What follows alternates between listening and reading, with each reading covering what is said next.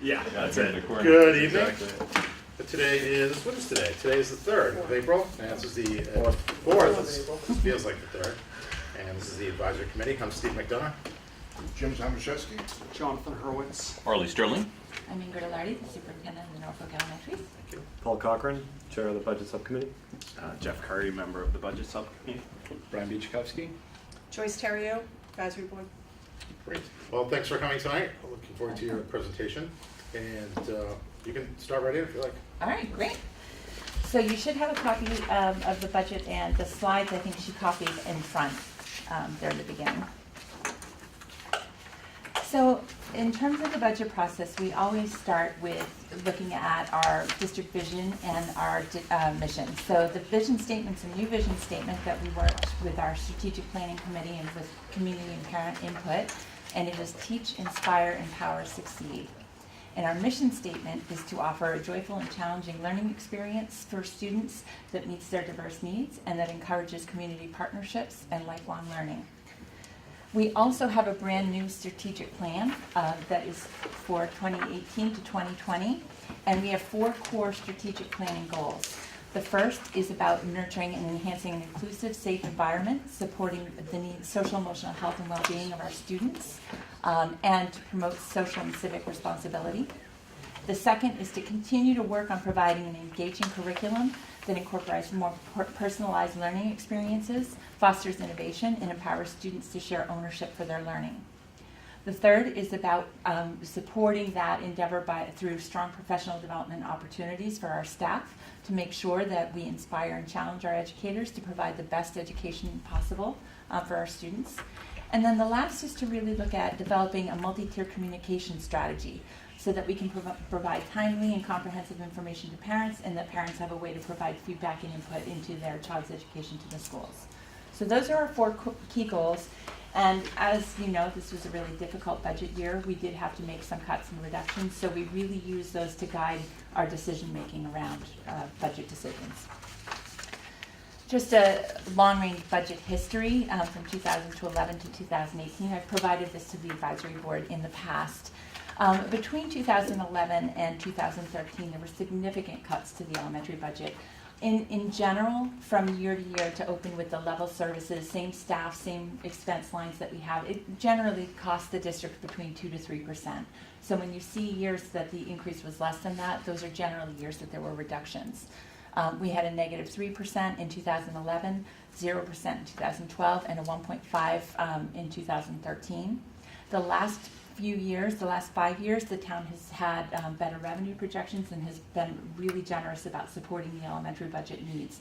So those years we have really been about restorations. We don't have new programs. We haven't expanded our offerings, but we've been slowly and gradually restoring positions and programs that had been cut during those years. So I'll give you an update on that. Also at the same time, when the town was struggling with difficult revenue projections, so was the state and so was the federal government. And so we saw some significant declines in our state and federal entitlement grants. So since 2009, those are down by about $446,000. The state last year eliminated the full-day kindergarten grant, which we were receiving about $35,000. And we've had an increase in unfunded state mandates that impose additional strains and demands on the school budget. This year, the state is adopting new social studies standards, so we'll have to update our social studies curriculum next year. There's been several mandated professional development requirements. We have to provide suicide prevention training to our staff. We have to provide crisis prevention and intervention training. We have to provide, which is called CPI, emergency and safety training. So there's a lot of requirements there from the state and federal government. We also have an increased requirement for data collection and reporting, which has required additional clerical positions, and our district data specialist has had a lot added. And then McKinney-Vento is a sort of a moving target. That's based on the law that requires us to support and fund transportation costs for students that are homeless. So if we have a student that loses housing and is temporary housing in Franklin or another town, we're required to pay the cost of transporting that child back to their district. We can cost share that with the receiving district, but that's a requirement that you can't really budget for because those things change over the course of the year. In addition, we have made some significant upgrades to both of our facilities from a safety perspective. As you're all aware, we've had some significant increases in school violence across the country, and so we've had to make some changes to our entryways, to the locks and security systems, and that was about $120,000 over the past 3 years. So the impact of the decline in revenues that we talked about between 2009 and 13, we did lose some classroom teaching positions. We've eliminated some of our instructional support staff. We have completely cut the elementary foreign language program, which the community is very interested in restoring. We haven't been able to fund that. We did have to eliminate the health education program, technology staff. There was a significant reduction, actually for many years, the funds for enhancing curriculum materials were zero. We had to add fees for transportation and band during those times to offset the deficits, and there was reductions in the library staffing. Over the last few years, with the additional revenue that the town has made available, we've made some significant gains. We partially restored the classroom teaching positions that were lost. We fully restored our instructional support staff. We have not been able to bring back the foreign language program. A large part of that is revenue. We'd have to hire 3 foreign language teachers. That's about $165,000. But there's also some other issues with foreign language. One is our concerns around sustainability. There's a critical shortage of foreign language teachers certified in Massachusetts. I know you're hearing other districts are having trouble staffing those programs. And in addition, currently KP is not able to offer that in 7th grade, so there would be a gap if we were to restore at the elementary level. So that has been temporarily put on hold. We were able to partially restore the health education program, so our kids now have wellness class twice a week, and a quarter of those classes each month are dedicated to health education. So it's not a full program, but we're infusing it into the wellness program. We've restored funding for curriculum materials and have been able to adopt a new core curriculum over the last couple of years so that all of our curriculum is research-based and it's current. We were able to eliminate the fees for transportation. That was really important in Norfolk because the intent of the law, you're allowed to charge families a transportation fee if the students live within 2 miles of the school. You're not allowed to charge it for students that are outside that perimeter. But the intent of that law is that students within 2 miles have a safe walking route to school, and that's not true in Norfolk. We don't have crossing guards, we don't have sidewalks in many areas, so it's sort of an arbitrary fee that felt inequitable. So that was a priority for us to eliminate. We do still charge a band fee. We partially restored staffing in the libraries, and we were able to eliminate the cost of full-day kindergarten. That was a tuition-based program. The majority of districts now, about 75% across the Commonwealth, have no fee for full-day kindergarten programming.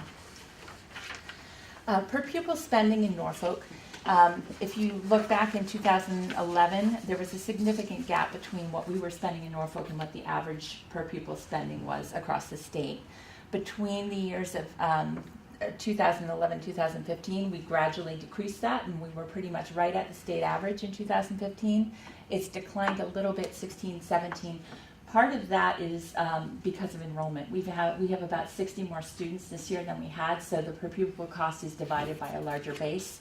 And that enrollment continues to be steady, and we'll talk a little bit about projections that we have for that based on the Chapter 40B projects coming our way.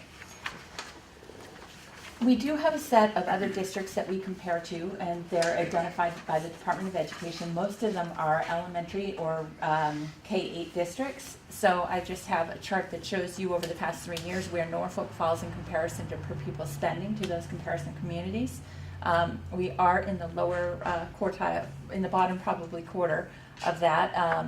We were up slightly in 2015-16 and back down to the fourth from the bottom, joined by Plainville, Rentham, and Berkeley. However, I think it's really important to note that the return on the investment for the town is very strong. So while we're in the lower percentage for per pupil spending, Norfolk Elementary performs in the top 9% on state MCAS tests. Our class sizes in Norfolk are average with a lower than average teacher-student ratio. We continue to have strong arts programs in music, art, visual arts, chorus, and an award-winning band program. The students do have physical and health education twice a week. The majority of our teachers also have advanced degrees and more than 10 years teaching experience. We have a very low turnover of teaching staff, and we have great facilities. And brand new playground that community CPC funded a couple of years ago at the H. Olive Day, so our facilities are in really good shape.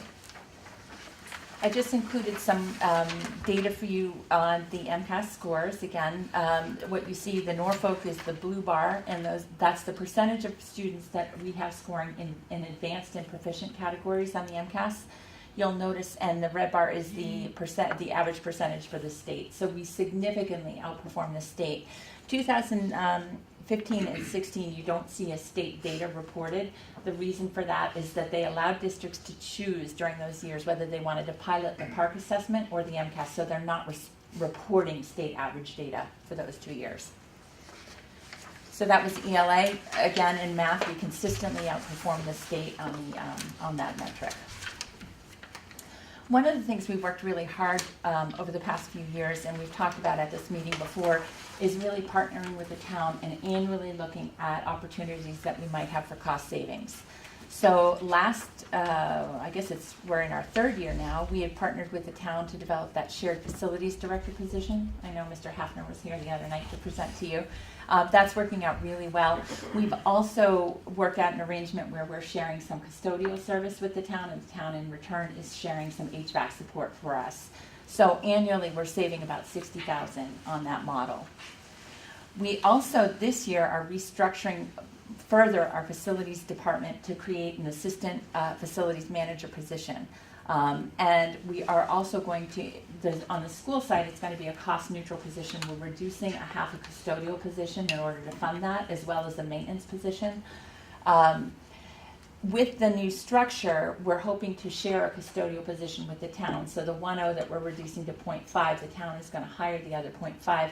We're looking to stagger those hours, so that person probably will work Tuesday through Sunday, and that will reduce significantly our custodial overtime for both.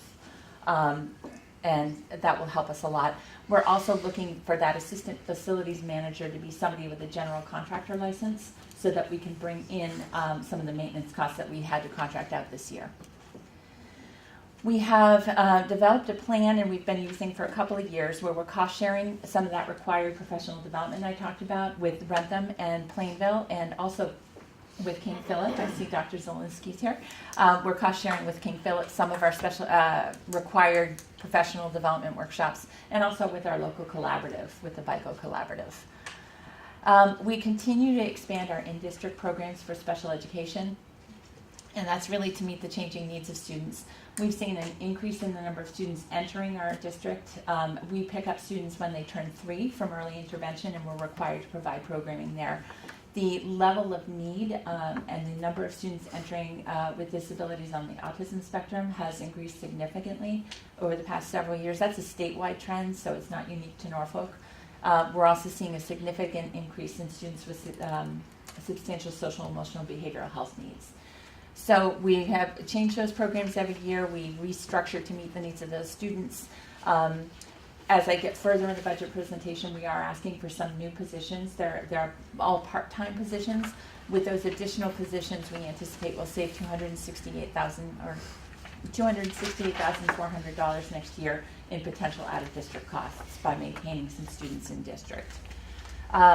We continue to explore opportunities to tuition students regionally. So when we have students with unique needs, if we don't have the program, we're also looking at placing students in programs in Rentham or in Plainville at a significant cost savings as opposed to going out of district. There's 2 advantages to that. The first is the cost savings. The second is that students can be educated with their peer group that they will go on to the King Philip Regional with. So we're exploring. We've had a student in one of our programs from Plainville for several years, and we're also looking at sending a student to Rentham next year. And then last, we've continued to bring in-house and build internal capacity to provide some of the therapeutic services students get as part of their individual education plans at home. So we've trained our paraprofessional staff. We have staff that have gone through comprehensive outside programs, certification programs, so that they can provide some of those services under the oversight of our therapeutic staff. And that brings us an annual savings. So our 2018 budget request is $12,307,898. It's an increase of 4.03%, and it really is a level service budget. It allows the district to meet the contractual obligations we have for salary increases. We are looking to add a part-time speech language pathologist to provide required services to students really in our early primary programs. And again, that reflects the changing needs of that population and the increased number of students we have on the autism spectrum that have significant communication. Some are using facilitated, augmented communication, and we need additional services there. It'll also add a 0.5 therapeutic teacher to the Freeman Kennedy School, and that's to support the increasing population of students that we have with social emotional needs that we are trying to maintain in district. And then it will also add a 0.5 paraprofessional staff member, and that's to provide instruction for ELL services to students that are second language learners. Interestingly, that's the population that's growing the fastest in the Norfolk Elementary. I don't know if you're seeing that same trend at the King Philip, but 5 years ago we didn't have any identified ELL students. This year we have 30, and we have 17 students incoming in kindergarten that have identified that they're second language speakers. So it's very quickly changing in Norfolk. State also requires us to provide a certain amount of ELL instruction to students based on their proficiency level, and so that's why we need the additional staff to meet those needs. So our recommended budget, we have one teacher retirement we are anticipating. That will be a savings of $37,000 and change. We are recommending reductions in our clerical staff. So a 0.3 reduction in the Freeman Kennedy clerical staff. We are we only have a 0.2 clerical staff in central office. We will be eliminating that position next year.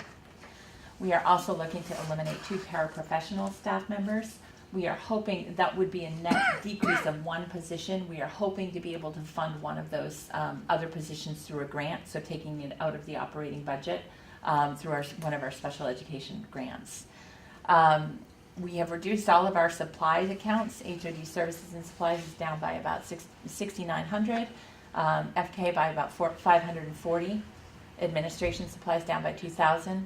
We're reducing our professional development budget by $12,500. Our curriculum adoption line by $40,000, heating and fuel by $8,500, and we had a budget line in our budget to recommission the systems at H. Olive Day. The HVAC systems, we're hoping that will generate long-term savings. We also have a pending project with the MSBA for a roof replacement there, and so it makes more sense to recommission after the roof is, and they address the insulation issues, so we're cutting that from the budget, that 28. So we're anticipating, or we're looking for $193,616 in savings through those reductions.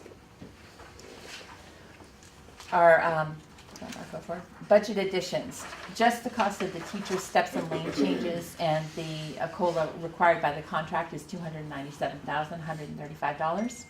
We budgeted a 2% COLA for all other staff at $96,000. The 0.5 speech teacher is $30,678. The 0.5 therapeutic teacher, $31,522.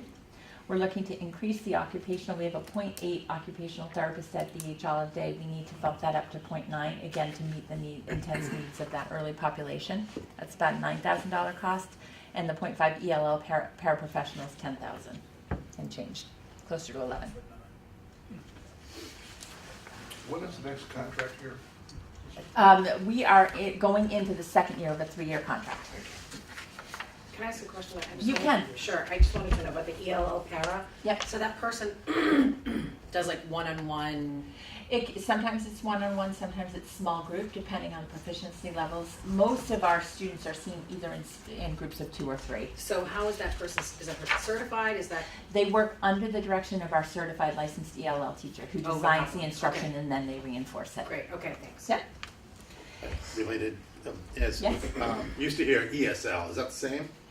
It's a little bit different. They've renamed it as English language learners instead of English as a second language.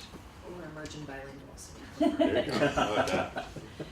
On the expense side, we were hoping to add 1 day to our paraprofessional contract at a cost of $4,800. We're implementing a brand new core math instruction program next year, So we have a full day of professional development for our teaching staff, but our paraprofessional staff does a lot of direct instruction with students in the classroom. We'd like them trained as well.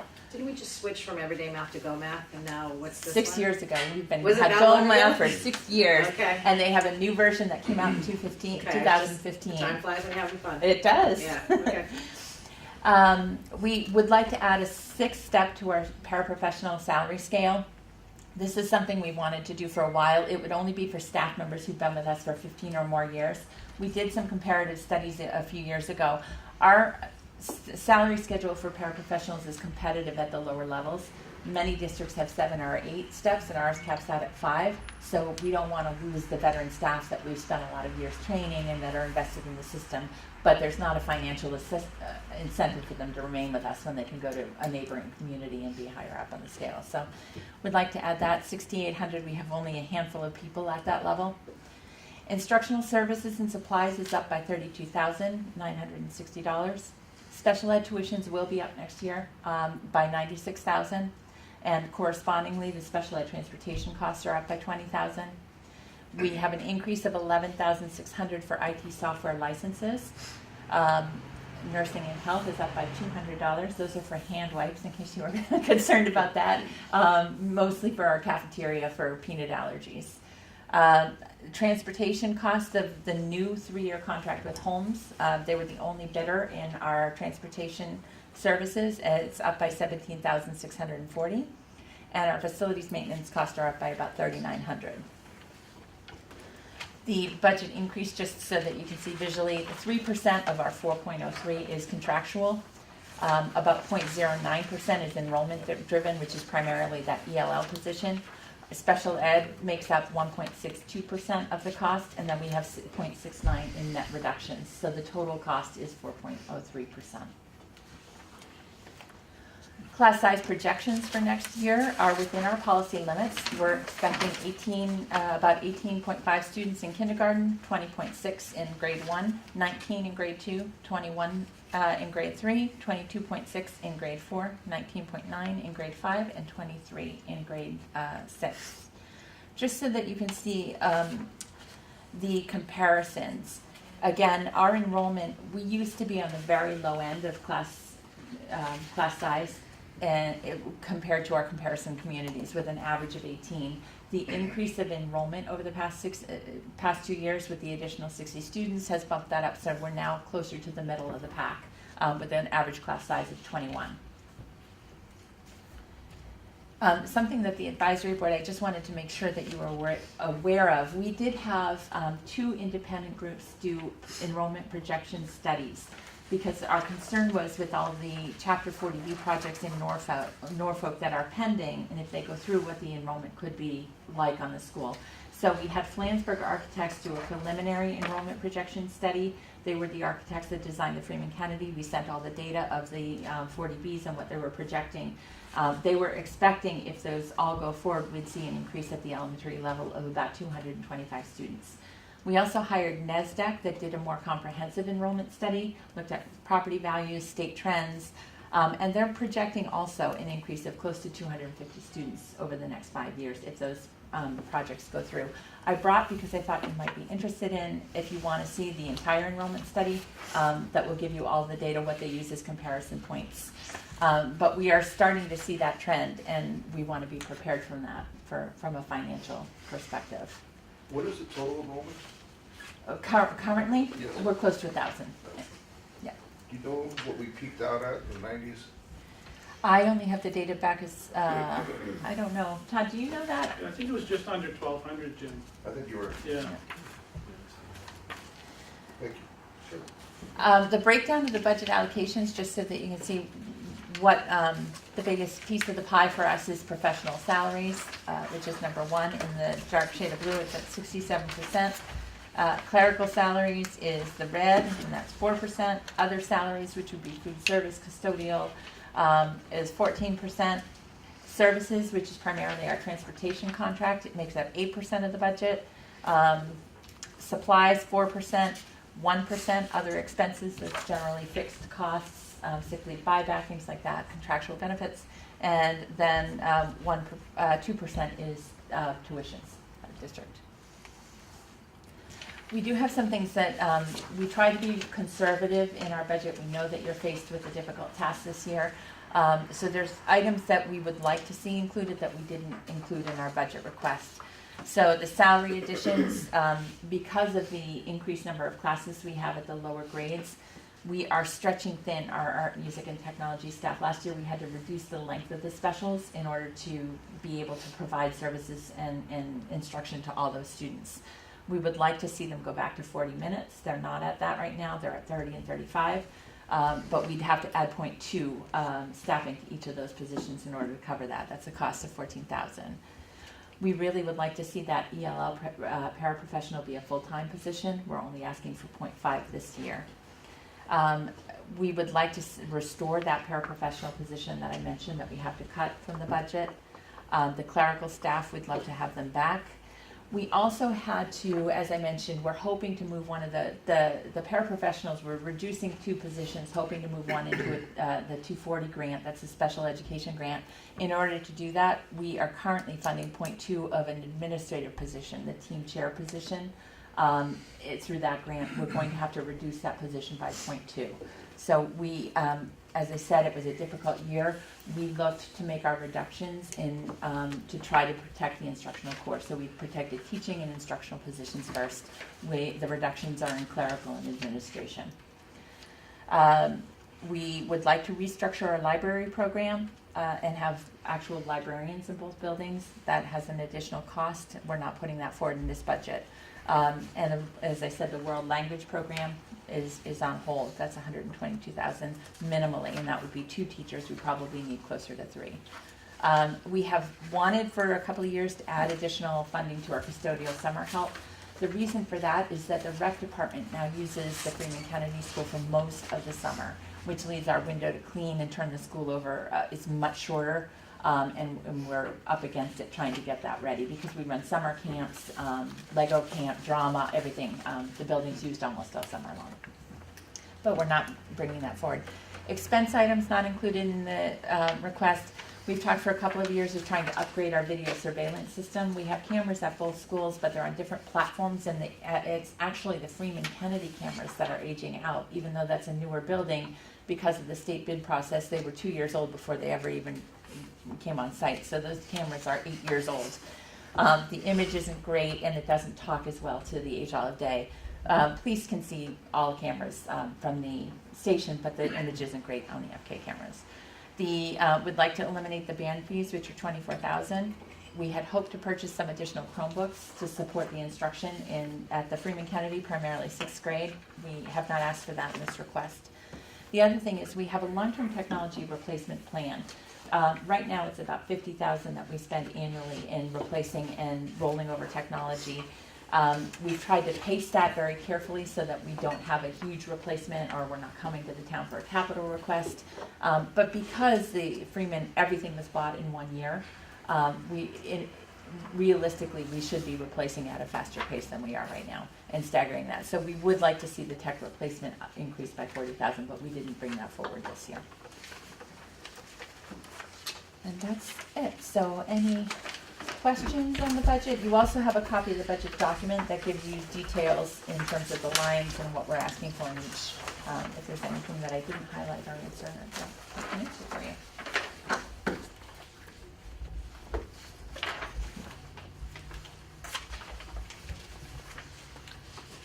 Just a question on the foreign language program. Do the majority of towns in our area have that? No, I wouldn't say the majority. A handful do, and some are bringing them back. Wayland's brought back a foreign language program this year. I believe Holliston was looking at it. Rentham, Rentham does not have it. Printingville does have. Half day a week. What, It's a half day a week. right, So they're just, yeah.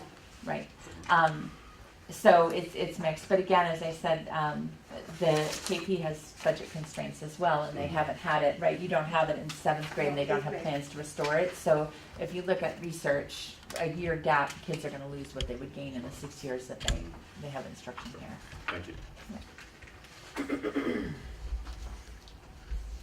You referred to increased incidents of school violence. Are there increased incidents of school violence in Norfolk? No. No, what we've done is really, we've had an outside security audit, and every community's at risk. And when you look at where these recent school shootings have been, you know, Sandy Hook is a small community. So we've had an outside security audit, and we've looked at where we're vulnerable. The biggest issue that we had was at the H Olive Day, the front entranceway, when people buzzed to come into the building, they were into the whole building. So there was no containment place. They didn't have to go through the office, and we didn't have a second set of doors, which has been problematic in other areas. So at the end of the year, we ended up reconfiguring that front entrance so there's a second containment. It has safety glass, which is shatterproof, and we have additional cameras. So now when somebody's buzzed in, they don't have direct access to classrooms or students. They have to be buzzed in a second time into the office. And before they're buzzed in, we can do a full visual screening with the cameras. We've made some additional improvements to the Freeman Kennedy as well. As a new building, it's almost all glass. We've had special film reinforcing the glass in several areas that we would be vulnerable in. We added cameras to the H Olive Day to areas that weren't easily visible, so that the police, if they ever have to respond to an incident, can actually see where things are happening and plan their response appropriately. So we're responding to some of the national things and to the security audits that we've had. We've tried to phase it in, so we've done little projects each year as revenue's been available.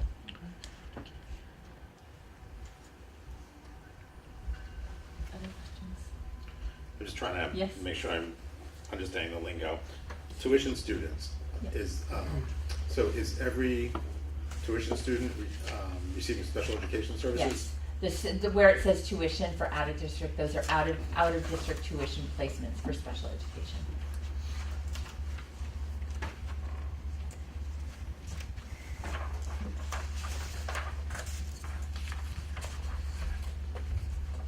It was a great presentation, and thank you very much. I noticed that you've left a few extra pages here at the end. What are these about? Those I did, you know what that is? I didn't make the copies, I emailed everything to Sue. Okay. So I haven't seen what she gave you, but I emailed her our handouts, which Okay. I think she printed. That's just the details. So that's the Okay, actual the budget details. document. So I sent these to her as two separate things. Those were the handouts from the Oh, okay, presentation, I and see. then So I they also just got emailed stapled together in her. my, Yeah, she just put them machine. together. But that gives you line by line, department by department costs. And it gives you the 3-year trend too, how those have changed. Sorry about that.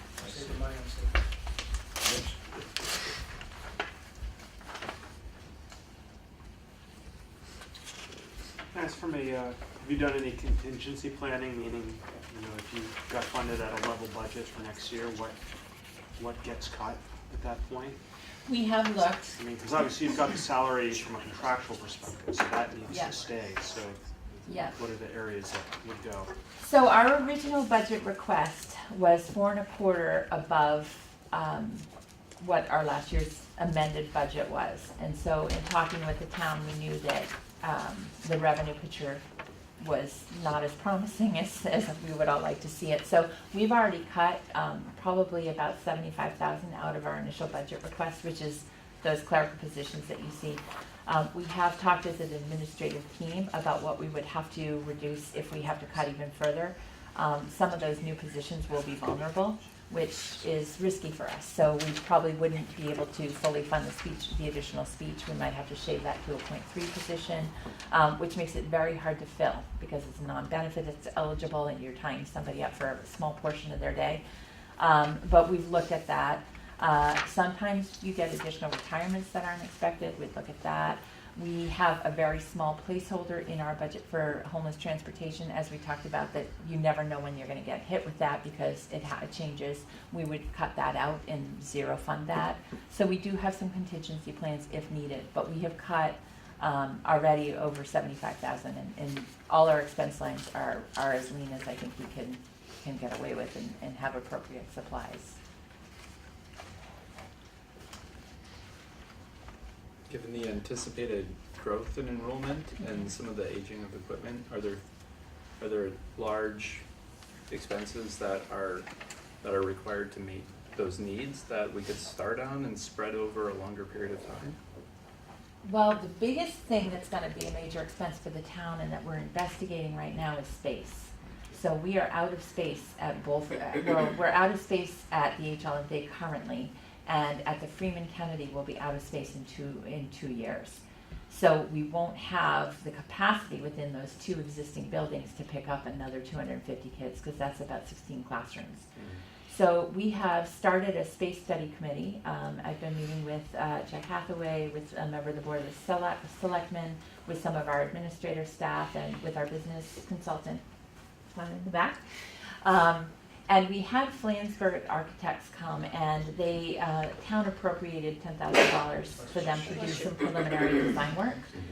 We had a full-day retreat with them a couple of weeks ago. They are developing designs so that the town can cost out the cost of adding an addition to the Freeman Kennedy. Originally, when that building was designed, it's like a V. It was designed as a model school, so they had to have a plan for expansion. There is a plan to add a connecting wing on the back so that the courtyard would be fully enclosed. With that plan, what we're currently discussing is moving the preschool programming out of the HL of Day and having an early childhood center on the base floor. That creates 6 or 7 open classrooms at HL of Day, and then there would be 9 additional classrooms upstairs. So that addition should meet the needs of the district for the long term in terms of additional classroom space. Their rough estimates are $10 million, but we had to have actual design work before we could even begin to cost that out. So we're trying to be really ahead of it so that we looked at the idea of a third space. There's significant long-term costs to that, because then you have an additional administrative and additional clerical staff that you would have to have. And a third site isn't really manageable for parents picking up at 3 locations at the same time. It changes your busing contract. We looked at adding on to HL Day, but that only solves the HL Day problem. So I think this solution is going to be the most cost effective for the town and meet the needs at both buildings through one building project. So that's going to be the biggest cost, and that's why I wanted the advisory board to have the data so that you can kind of see what the impact would be long term. And then the additional cost would be classroom teachers and all of your related services. So art, music, and gym, those things would have to increase correspondingly. I know this is a little question, but back in the 90s when we peaked out at 1,200, and we only had Freeman Centennial Yeah. in HL Day, was the difference just class size?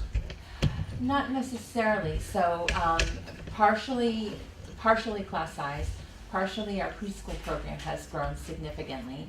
And the preschool, by law, we're required to provide programming for students at their 3rd birthday if they have a disability, and that has to be an inclusion program. So we bring some tuition peers in, but preschool class size has to be maintained at a smaller number. So you can only have 15 kids in a pre-K class. So when you need more classrooms for a smaller number of kids when the preschool grows like that. We have over 67 students in our pre-K that are receiving specialized services, so that population is really growing. The other thing that's different is that we do have significant programs now for art, music, and physical education. So we have a classroom for art and music. They used to travel, but we now have robust standards for both of those disciplines, and it requires more space and more programming. I would So think it's a that- combination of different things. I would think that the full day kindergarten would make a difference as well. It also I mean, does, right, because because half day kindergarten, you would have share classroom with, Right. you know, you double up the number of Yep, kids. so now we have a double level of need there, yeah. So there's many things. Yes, And Todd? also, we've built in-district programs. For special some of the education, special too. ed students, so Yeah. that we would forego the outplacement costs Right. as well. Other- yeah. Is there a guesstimate once, or if the project to connect the 2 wings Yeah. of Freeman Kennedy started, how long that would take? Not yet. Couple I think weeks. I think it would be probably close to a year. Yeah. It doesn't, that's what they said, but, you know, my experience with it, we're still closing out that project with MSBA from 6 years ago, so sometimes they don't go as according to plan, but it was designed, the other advantage of thinking about the Freeman Kennedy is all of the systems there have the capacity to have 750 or 800 students. So we don't have to add to septic, or we don't have to add to any of those major structural systems, which is a real advantage. And also the other challenge with HLFA, if we were to expand there, is that once you touch the building, everything has to come up to the new codes. Right. And so it's a major cost, but everything in Freeman is already to code. So the standards haven't changed, so there'll be some savings there, hopefully. And if I remember the discussion we had last fall, this is totally on Norfolk's nickel. We will not get any state Yes. funding on this. Yes, the Mass School Building Authority does not fund expansion projects and it's kind of a catch-22 because they will not, when you do a building project, allow you to project future growth. So you're not allowed to build for students that are coming. You can only design your project based on your current enrollment, which seems short-sighted. But I think that their concern is people are building buildings much bigger than they need. And they will not participate in that project. So I did bring you copies, and if there's any other questions, I'm happy to answer them. But I did bring you a copy of the full enrollment study that NASDAQ did. I just thought you might be interested. And then every year I put together for the school committee a baselines and benchmark report that gives you comparison data of how our schools are performing on the MCAS data, but also on enrollment, per pupil spending, class size data, discipline reports, and a bunch of other metrics. So I'll just share those with you if you're interested or want the additional information. It's on our website as well. But is there any other questions that we can answer for you? Or? Any other questions? One more. Yeah. You said the 17,000, in reference to $17,640 increase in transportation. Yeah. So that was, if I understood you correctly, Holmes is charging higher fees than it did last year. Is that Right, so we had a 3-year bus contract with Holmes. It expired, and so we had to do an RFP and rebid transportation services. Uh-huh. So we actually did that collaboratively, and you'll hear about that at the KP presentation too. So all 4 districts, Rentham, Plainville, Norfolk, and King Philip, all of our bus contracts intentionally came up at the same time. So the 4 business managers worked together.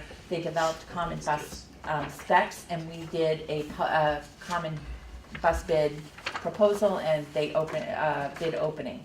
So we were hoping by the 4 of us kind of going out together, it would increase competition and we might get multiple bids. Right. We only got 1 bidder on the transportation contract, which was Holmes. Uh-huh. We were estimating the transportation cost to be significantly higher than 17,000. We thought, what did we have as a placeholder, Todd, like 30? I think, yeah, maybe about 30. So we do think that having the 4 of us go out together brought the contract in lower than we expected, but they were the only bidder for that, to provide that service. How long ago has it been since we've had more than 1 bidder, you know? I don't believe since I've been here, we've never had more than 1 bidder, but Todd, I don't know if there was a time in the past that you had more than 1? I've been through 4 and they've all been, we've had some interest, some other firms take out the specifications, but we've only had 1 bid sealed bid to open each time. And what percentage increase is that number? Do you The recall? total bus contract's like It 500. was less than 4%, Arlie, I don't Less than remember exactly, but less than 4%. Yeah, I think the Larry, total do you bus remember? No? transportation services are like 565,000 or something like that. We're pretty much close to that. Yeah. Around 4, yeah, just under 4.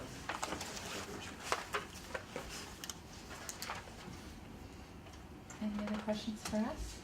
Should I turn my seat over to KP? Thank you very much. Thank All you. right, then, thank you. If there's any other data or anything you want, just let me know. I'm happy to send it. Thank you. Appreciate it.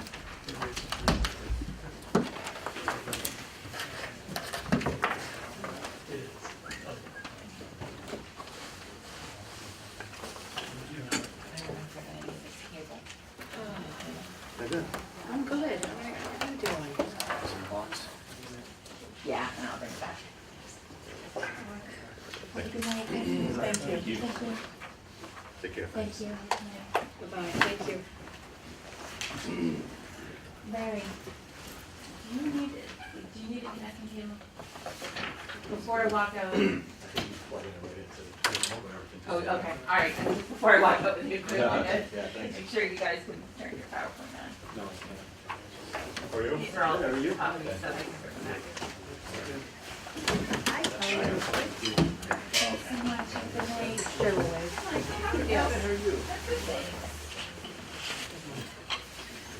Do you want to see my friend who's doing set, yeah. Okay. I'm like, oh my gosh, I'm gonna get to meet Lenny, it's great. I can't wait. Yeah, why not? More the merrier, right? You know, squish in. Sure.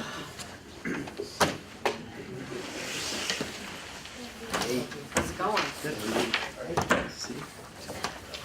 Our next presentation will be from the fine folks at King Philip Regional School and Dr. Liz Zielinski. Could everybody else just please identify yourself for our not so capable notes here tonight Yes. coming in? Sure, so, well, this is Larry Azer. He is our new Director of Business and Operations and something like that, and everything else under the sun there. Dr. Liz, Superintendent. Mike G, Norfolk School Committee. Thank you. Can We just- actually knew who you all Yeah, were. but- yeah. Yeah. Well, because Larry is new, do you mind just sort of going around, because this is his first version of coming into, the advisory board here at Norfolk, and it might be good if we could put it into your face, if that's. Brian Bichakowski.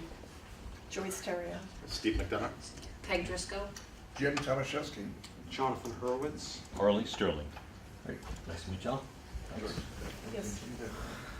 Oh, yeah. About yourself. Yeah. I'm taking one for Susan.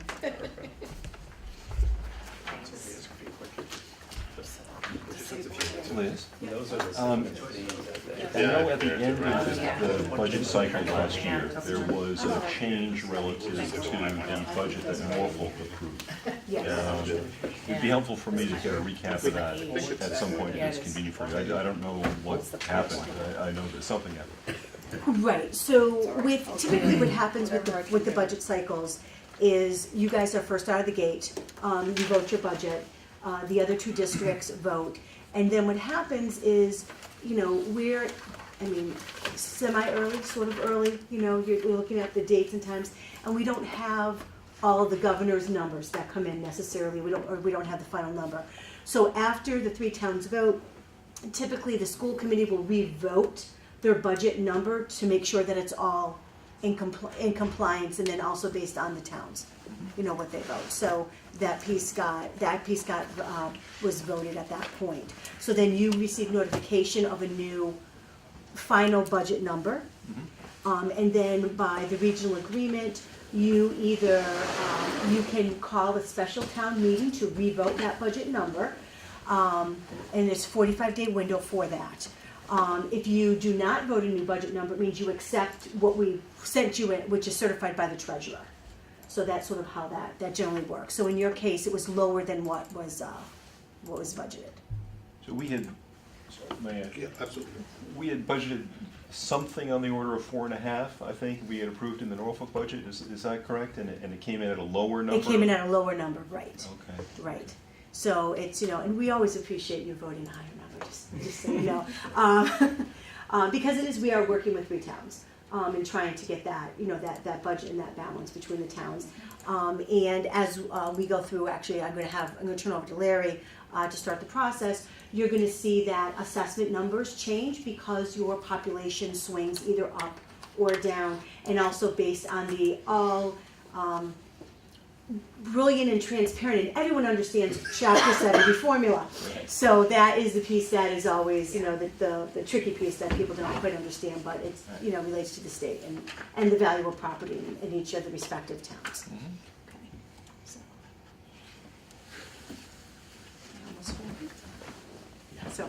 So again, I just would like to thank you for welcoming us here today, KP, to come and talk about our budget. And it has always been an honor to serve your students. You have great kids, all three towns have great kids, and the Norfolk kids, they're a lot of fun. They're very involved students. They give a lot, both academically, and they also give a lot back to the community, which is one of the hallmarks of KP, is it's not just kids that come in for an education, but we want to make sure that we're creating citizens who do give back to the community in a lot of ways. And you can see that in a lot of events that are run through where you see our kids are everywhere. So, all right, so I'm going to turn over to, and Ken Dow, another Norfolk representative on the King Philip School Committee. So I'm going to turn over to Larry, who's going to take you through step by step. Please stop us at any point for any questions, and you can take it from there. Okay, thanks. So, so this is the budget process that we outlined at the beginning of the year back when I first got here. And I started the district last summer, and we started working on the budget right when school started in September. So, so the first thing that we did as a district, as a team, as administrators, and as a school committee, we developed budget goals. And everything that's in the budget should cascade up and down, left and right, inside and outside to all the various goals.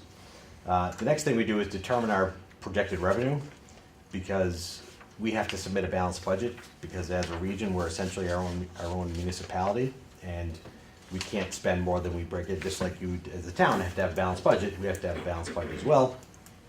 So the first thing we do is project out what the revenue, what we think it'll be, and then try to build a budget that comes in within that.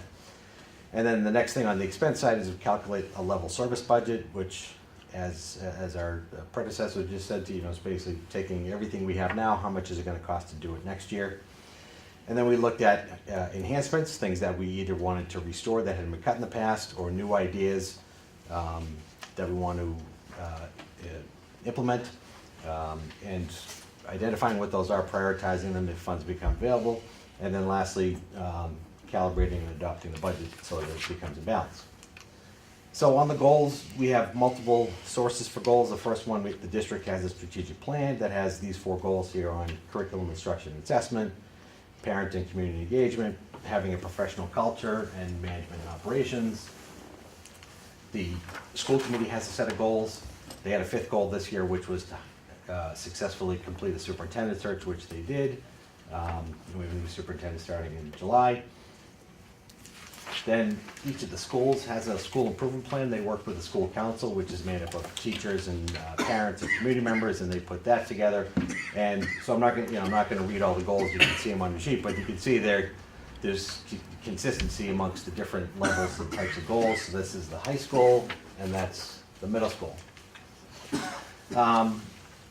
Before we get into just coming out and asking for money, like Liz said, we have a lot of great things going on in the district, and we wanted to highlight some of those for you. The high school has been on the AP district honor roll for 7 straight years. The high school ranked very highly on a nationwide ranking of public high schools, in the top 30% for best college prep high schools in the state. Number 19 is best bang for your buck. So I think that hopefully resonates in terms of the finances. The football team are back-to-back state champions. The softball team won the state championship last spring. The marching band is a national champion program as well. We offer a wide variety of advanced placement courses, including a capstone program. The community awarded more than $100,000 in scholarships last spring, which we certainly appreciate the generosity of all those benefactors. We have our DECA program, which is for business and marketing. A KP student was elected the international president of that organization. Very impressive. We had a student last year who got a congressional appointment to West Point. We had a winner in the National Merit Scholarship Program. We had a scholarship for the Boston Globe Art Scholarship. You may see, if you read the Globe every year, there's like an 8 or 12 page supplement that just lists a whole bunch of stuff. And we've got some of these, if you want to see their artwork online. I think it's on the website. So we've got multiple medalists there. Real quick, as an Yeah. Air Force Academy grad, I really found it amazing that he didn't get into Air Force or didn't apply, so we can work on that. We'll have to talk with that young man. Maybe he's got a younger brother. And also, Sister. 2 years before that, we had another student that had gone to West Point. So we do have students who are, every few years, we do have students that are getting to West Point. You need to come into the school? I don't know. Okay. Talking middle school next Wednesday. Okay, there you go. Oh, for career day? Yeah. All right. Excellent. Well, 6 years from now, I guess we'll. Yeah, I volunteered to speak for career day, but nobody was interested in being a school business manager. They said maybe you could go to like the preschools for nap time. And put him down for sleep to talk about what I do, but, so down at the middle school, we had a Hall of Fame recipient for state music education. Again, the awards go all the way down to the middle school. We had 2 students in the top 10 of the state cross country match. The middle school is recognized by the New England Math League, the top math school in the county. Middle school's got gold medals in the MIT Science Challenge 5 years in a row. The student council does a number of fundraising, including Thanksgiving food drive, St. Jude's Cancer, and they did a basketball tournament a few weeks ago. They're doing a volleyball tournament Friday, I think. Not dodgeball. Yeah. So a lot of things going on. Talking about student achievement, this is basically if you took all the data on the DESE Department of Education website and whittled it down to one slide that shows how our performance is, this would be it. The orangish slides are KP, and the purplish are the state average. So this is what they call composite performance index. It just shows how you're reaching your goals, the targets they set every year in the MCAS and PARC and all the different testing that they're doing. So you see in all 3 subject areas we're exceeding the state average. The high school is ranked in the level 1. They're ranked in levels 1 to 5. 1 is the highest level you can be. I think it's the top 20% of schools. Yeah. I talked about AP. We had kids took an average of 2 AP exams last year. We do a lot of work with trying to support that.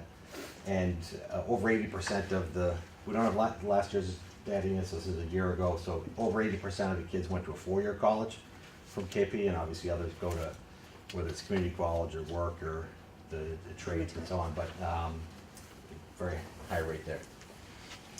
Again, here's the MCAS performance. These are all the different grades and subjects, and you can see KP exceeded the state average in every single category. So, and in some cases by very wide margins. Talk a little bit about the enrollment and. Excuse me. Sorry, sure. Yeah, these are impressive as always, numbers and performance. Not to take anything away at all from them, is this the universe of measures by which KP's performance is judged? Are there any other indices which might tell a different picture about? We typically have, MCAS seems to be the one, is the measure that is very common that people understand, most likely.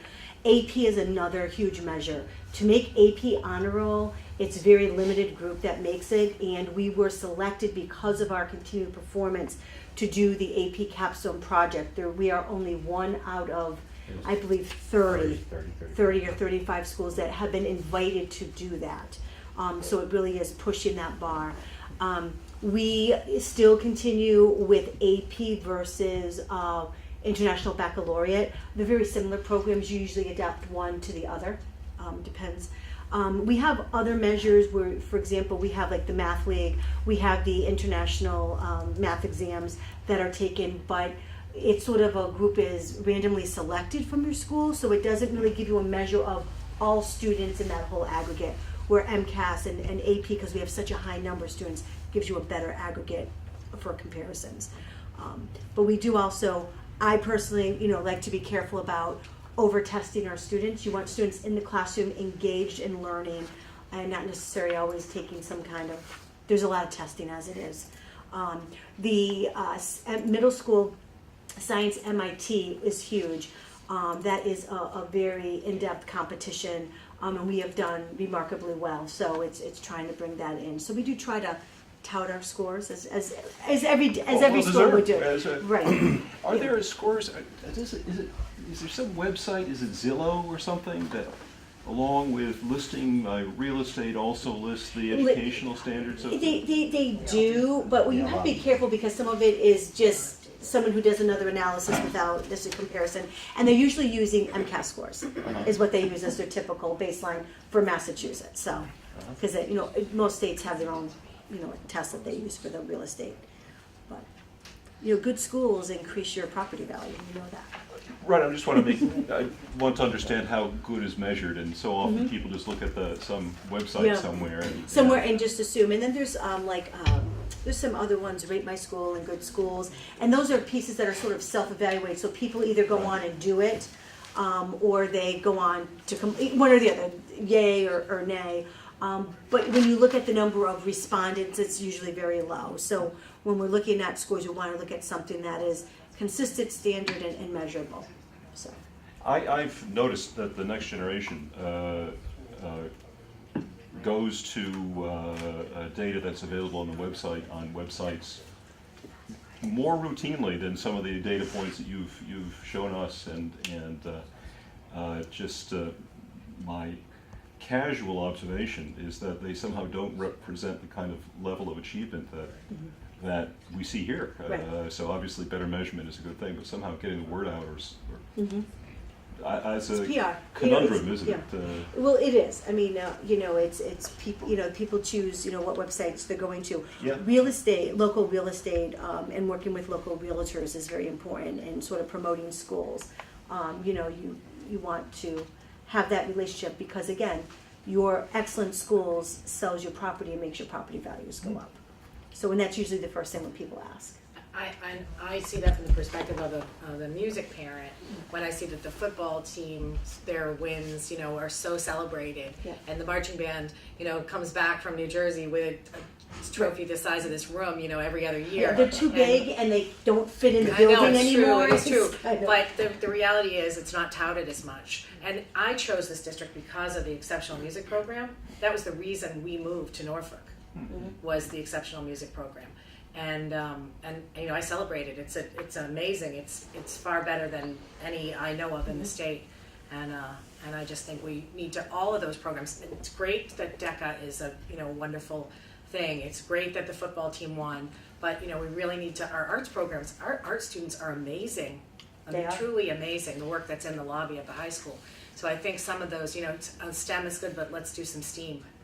Let's promote it.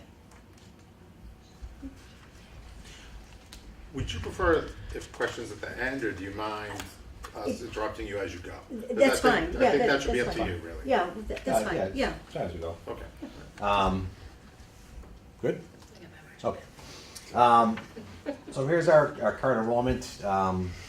As I think you know, the assessment calculation has an enrollment factor because any of the costs that are above the minimum contribution are divvied up based on the enrollment. So this is for all three towns and the grades, how many kids we have. So, and we put in the current sixth grade that are at the elementary so you can see what's coming up next year. So you can see there are currently 86 sixth graders, but only 359 on the graduating class. So you might see some more kids at the middle school, and you can already see the middle school numbers are pretty high as it is. The bottom line number, those are the percent of students in each town. So Norfolk is just under 35%.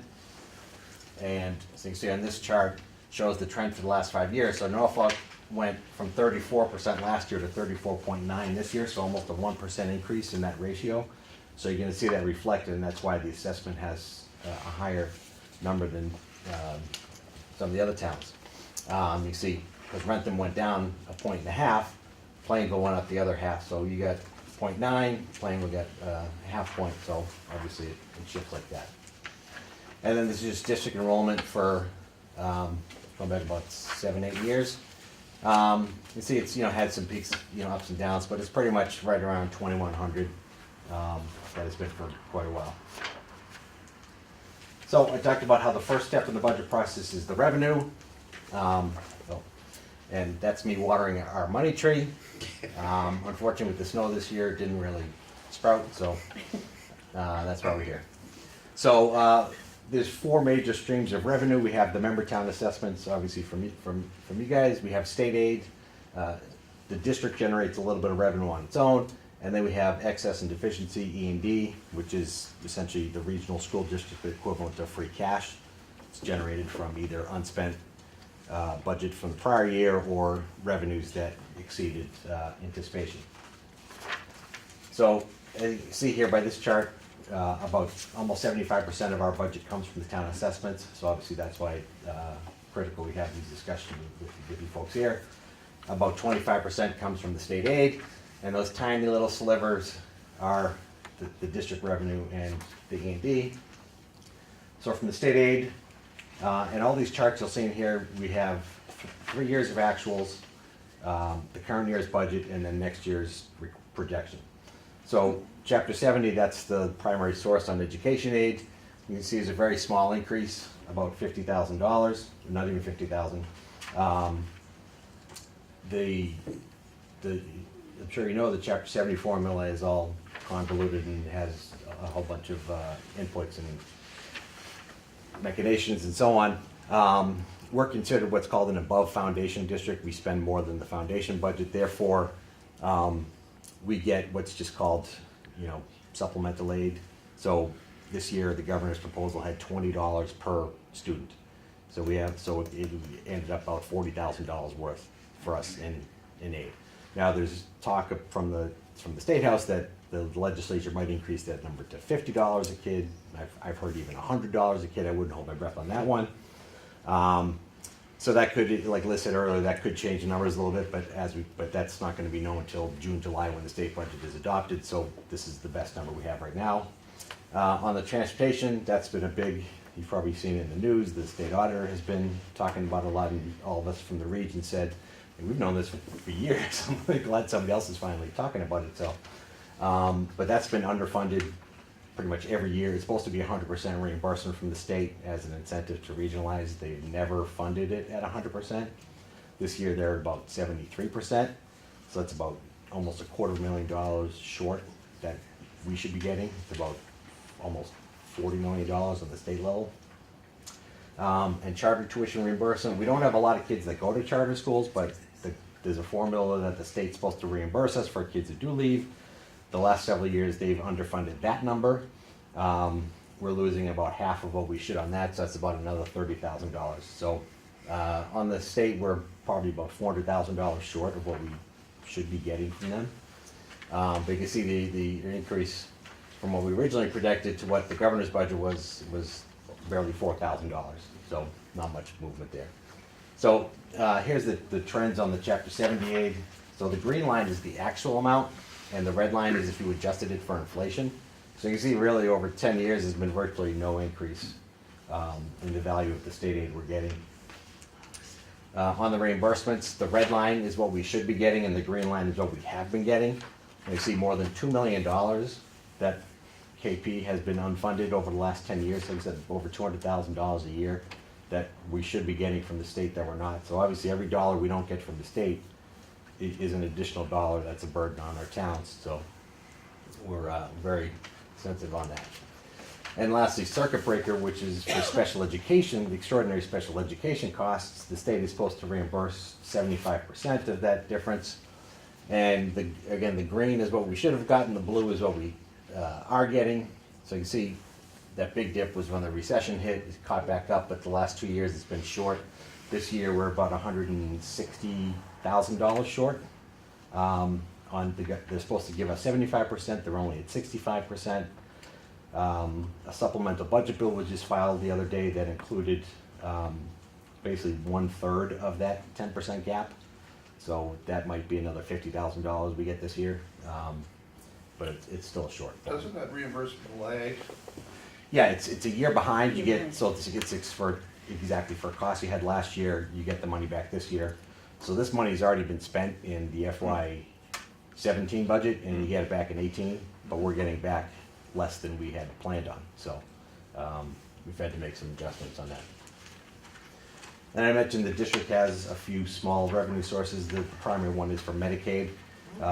If we have students that receive services for Medicaid, we can get money back on the insurance. I think for the town, it probably goes back to the general fund. I think that's usually in municipal districts how that works. So, and then we just have interest income for the money on the bank. You know, we earn a little bit of money, obviously not a lot.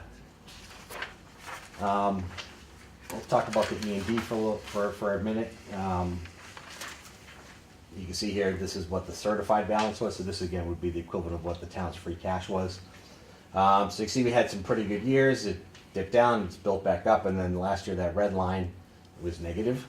So basically we had negative free cash. That was really just an accounting thing because the payment was made out of the wrong year. It's been fixed. So as you see, last year we certified at over $900,000. The committee did use $300,000 of that to balance the current year's budget, so the balance right now is about $640,000. And you can see there's some of these years where a significant portion of E&D was used, but obviously that's not a sustainable revenue stream, so we try not to use that. And then lastly, we have a number of revolving funds that can only be used for specific purposes. We have a number of grants. We have athletics because we charge fees for the sports. We charge fees for music as well. We have DECA, they do fundraising. SAT prep and test prep, kids pay fees in, and we pay proctors and tutors and so on. Facility rentals, we have money on that. Food services has been accumulating a deficit the last number of years, and so that's been eating out of the E&D. The plan is we're going to just wipe that out. We're going to zero that out from the general fund at the end of this year, so it stops showing up on that when the DOR comes in at the end of the year. And there's no reason for it to be there. It's just on paper, but there's no reason for it to be there. And then the circuit breaker, the sped circuit breaker, that's those reimbursements. So the balance as of last June 30th was $488,000, but to balance the current year's budget, we used $300,000 of that. So there's only $188,000 left, and that's basically one out of district placement, maybe two, depending upon where the kids go. So, and obviously we have no control over that, so it's very slim margins. Before we get into what the level service costs, we do want to talk about some of the things that aren't included in the budget. This is one of the things that I tell people, administrators and department heads that are putting the budget together. I tell them you miss 100% of the shots you never take. And what that means in budgeting is if you don't ask for it, you're not going to get it. So sometimes people get frustrated that I ask for this year after year and I never get it. And I understand that sentiment, but I look at it as I think it's our duty to make the public aware of the things that we feel we need to maintain the district, to enhance it, to build it and grow it, and to do that. So this is where I talked about those enhancements and prioritizing. So going school by school. So at the high school, for the current year's budget, they had 3 assistant principals for 1,300 kids. One of them was cut. We were able to restore part of that, so we have a person working 2 days a week now, but ideally that should be back to full-time, and that would cost $50,000 to get that back up. We need to add a world language teacher. I think you heard that from the elementary district about world languages, very important. We need to add a math teacher. We've added some new math classes, but we need some staff to teach them. We need to purchase some more of these, like you have here, flat panel displays for a couple of classrooms. Purchasing physics textbooks, that was in last year's budget request. It got cut out, so they didn't get bought. It won't get bought next year unless something happens, unless somebody hits the lottery. But that's still a need. And then another request that was in last year was to add a part-time nurse. The state has put up this mandate to do screening on kids and to refer them for services, but you need somebody to do that testing and screening. And obviously with all the issues with opioids and everything else, that's I just want to interject Yeah. here. So just so you know, if you think about the total population of King Philip, 2,100, 2,200 students, we have 2 full-time nurses to serve all those students. At both schools. No, you have 1 nurse at the high school and 1 nurse at the middle school. And that is the state's recommendation is no more than, is like 1 full-time nurse to like 600, 650 students. So we are well over that, and when you think of school nurses, people think Band-Aids and boo-boos, but in actuality, they're dealing with issues of diabetes, they're dealing with, seizure disorder, they're dealing with a lot of other serious medical conditions that happen. So it's not just, someone goes out of recess and they give them a Band-Aid. There's a lot of medications that are going on and making sure that all those orders are correct. And so I just want people to be aware of that, beyond the ESPER, there is a serious need to increase our nursing staff at King Philip. Sorry, just to make sure I understand these, we did decide we could ask questions? Yes. Yeah, go ahead. Not you though, everybody else. So what you're showing us is things which are not in your level service budget. That's correct. Correct. And these are things which We you really would prioritize. really want to have, but Right. they're not. They're gonna not, in the- have. no, they're not in the They're not. budget. And some of them were cut from last year's Right, budget. yeah, the ones that Last were year's. cut are highlighted in yellow that were cuts from, From Okay. last that year's would be budget. restorals, yeah. Okay. So at the middle school, we have an ELA teacher that was cut out of last year's budget. I'm gonna skip number 2 for a second, and then we had a STEM teacher that was cut from last year's budget, so neither of those have been, so these would be bringing back cuts. Number 2 is a teaming concept, and Dr. Gilson down there and her staff are working on trying to put together, having teams of teachers so that you have smaller groups of adults that are dealing with the same group of kids, so they can work together and confer and say, oh, well, I saw Johnny do this thing, and, you know, I saw him do that thing, and work together, not only from, you know, but academic and everything else, and can try to, you know, align their curriculum and assignments and so on and so forth. So there would be a cost to that, because we'd have to rearrange the schedules a little bit, and it would probably increase some staffing needs in order to do that. I don't have a cost yet, because they're still working on the proposal, but again, want to put out there, it's something we're working on, thinking about, that we think will help the kids, so that way when we come back next year, you'll say, oh yeah, I remember you talked about that last year. Would those be academically tracked? Or would they be more holistic teaming? Be more holistic teaming. And then some other needs we have, so as I'm sure you know, the 2 schools were renovated about 10, 11, 12 years ago, and that's when you start to get to the point where the facilities start needing some TLC. The phone systems in the buildings need to be replaced.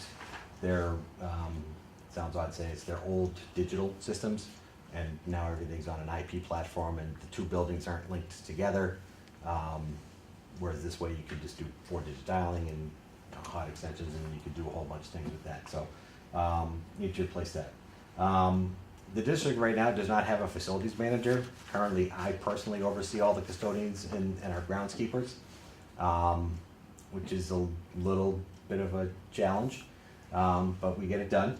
I don't know if you can see the bullet point, you can see it in your handouts, like probably, but we did the district did an operational review a few years ago, and one of the things it called out was that we need closer supervision of our facility staff, and a facilities manager would be the person to do that, because that would be their dedicated job. And in addition to supervising the staff, would also be the point person on any maintenance projects, as well as managing all the facility rentals. Right now, I do all the facility rentals too. If someone comes in and says, I want to rent the gym on Friday night, they gotta come through me to do it. Again, it is, you know, it is what it is, but ideally, we need a dedicated facilities manager for the district to do that. So we have a facilities manager with 2 elementary schools, but none for the middle and high school. That's correct. Correct. We just That have, makes any sense? I have to say the facilities are always kept very beautifully. I mean, the custodians do, as far as I'm concerned, a bang up job. oh, yeah, keeping the yeah, place right, beautiful. yeah. Yeah, I mean, yeah, the guys who are there, and the women who are there do a terrific job. It's just, I'm only giving them just a sliver of my time, and so they just, you know, it's not as ideal as it could be. And fortunately, you know, we haven't had major issues with the buildings, but like I said, at some point, you know, they're heading into that time frame where more and more work is going to need to be done. Like for example, this year with the winter we've had major HVAC issues at the high school. We've blown our HVAC budget at the high school. It seems that every other week a motor is blowing or something, and part of it's mostly because of the power outages. Because I can't eloquently explain all the details. The guys explained it to me yesterday, and now, but when the power outages come in, the machines keep running and they basically burn themselves out, I guess.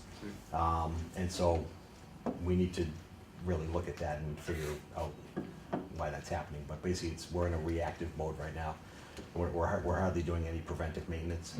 And again, when you get into that 10, 12 plus year time frame on equipment is when you really want to start doing a lot of preventive maintenance, so that things can last 20 years, 25 years. And so speaking of that, this was a goal of the school committee, that to do a facilities audit, which would come in and basically you'd have an architect and an engineer come in, And they would inspect all of your facilities, all the equipment, all the systems, and give you, start off with, like an existing conditions report that says, okay, your boiler is, X amount of years old, it's in this shape, it probably needs to be replaced in 10 years, and the estimated cost would be X. And you get a report, maybe this thing. Depends how many pictures they put in it, but you get a report that this, and that basically becomes your capital plan Bible. I did this at my last district that I came from, and just every year we would just work our way down the list, and it was like that. And so again, we're getting into that time frame where, the towns and the state contributed millions of dollars for these renovations. We want to make sure that those things can last. Yes. In the past, have we had a facilities manager? No, So we've never had one. no. Well, though we've made the request multiple years and multiple times.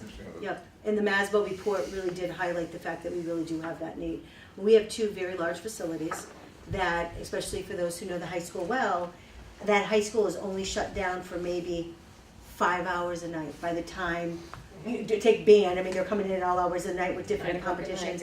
It's constantly, being used, and they are aging. I mean, I don't know how many floor tiles that had, bulging and because settling, and you're popping them and you're putting them back in, but, so maybe it's time to say, okay, the floor's in X wing, we're doing too much maintenance, maybe we need to look at going into it, non-wax linoleum, which is the newer standard that's going into newer buildings.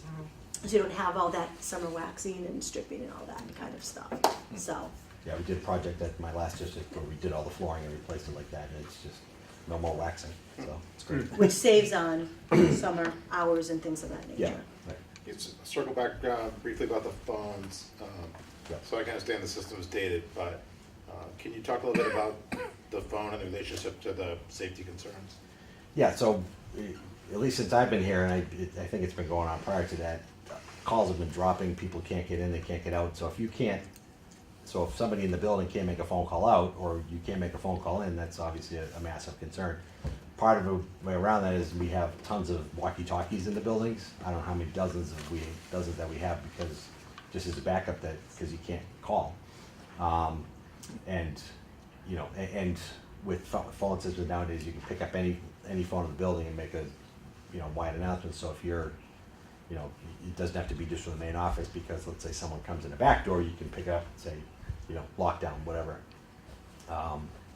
So from that point, we consider that a safety issue. Sure. And then the last thing we have here is reduce user fees. We did a survey. Was again one of the things the school committee asked to do when I came on board, was to do an analysis of the user fees. And we found amongst all the neighboring schools, both in the Hockomock League and other neighboring districts, we have by far the highest user fees for sports and music, and they just increased 15% from last year to this year. Now we're not going to raise them next year. I personally find user fees abhorrent. I don't think they belong in a public education setting, but they've sort of become a necessary evil, if you will. We've had some conversations amongst ourselves about developing a multi-year plan to phase them down.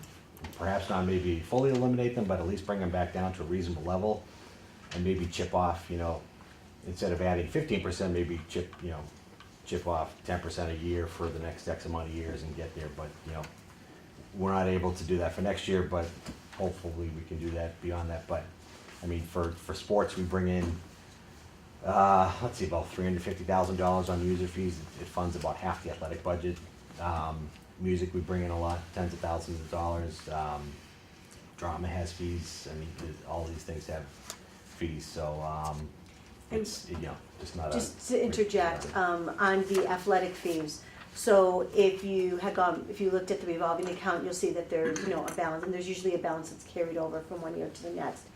That balance was high and it went down low because we've actually accessed those user fees to resurface the tennis courts and to resurface the track. So when we put the turf fields in, the resurfacing of that track was a part of the using of those user fees. So they are applied to what's needed to keep the facilities, but that's sort of, it would be nice if we could move those and eliminate those. In the past, there was a plan where students who had participated in athletic things, I think band was also included because it's very athletic, or someone who may be involved in some highly competitive, say, dance, could waive a credit or two for physical phys ed. We wanted to do that. We were not allowed to do that by the state because we charge user fees. So that's where we cannot charge someone a fee, and just so that you're aware of that, some of you might remember. I do remember that. You do remember that. Remember the marching band kids are really mad. Yeah, but that's the reason why, is because the state said you can't do that. If everything was, if there were no fees, then students participated, then you could use that as an option to earn credit, to do credits. But if you are charging someone a fee, you cannot do that for credits. That's funny, because that wasn't that was what trickled down to us, so that's good to know. Yeah, you know? yeah. I figured there's probably still some unknowns out there, because it was sort of when we were looking at reducing potential need for staff, to be honest with you, and how could we adjust that and where could we cut. That was one of the ideas that came out, and then and it was great. We're like, yay, this is good, but in the end it doesn't work because we do charge user fees. Can I ask a question on that? Maybe I just misunderstood. I thought what you said was using athletics as an example, that the fees funded about half of the expenses.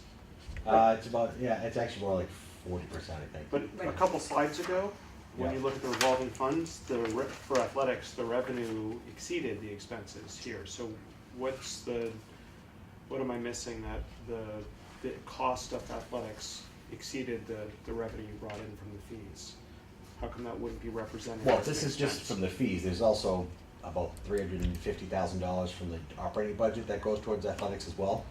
That's basically neutral.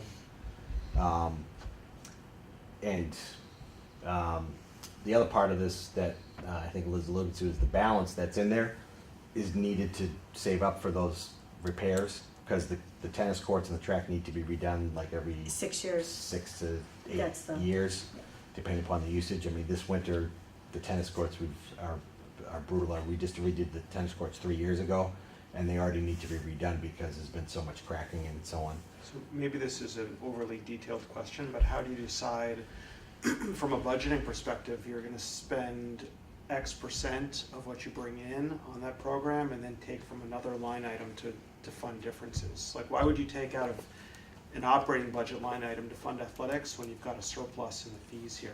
It just seems overly complicated. Well, the total cost for the athletic program is probably $600,000. Yeah. So these numbers up here just represent the user fee portion of that. It doesn't include the district contribution out of the budget to that.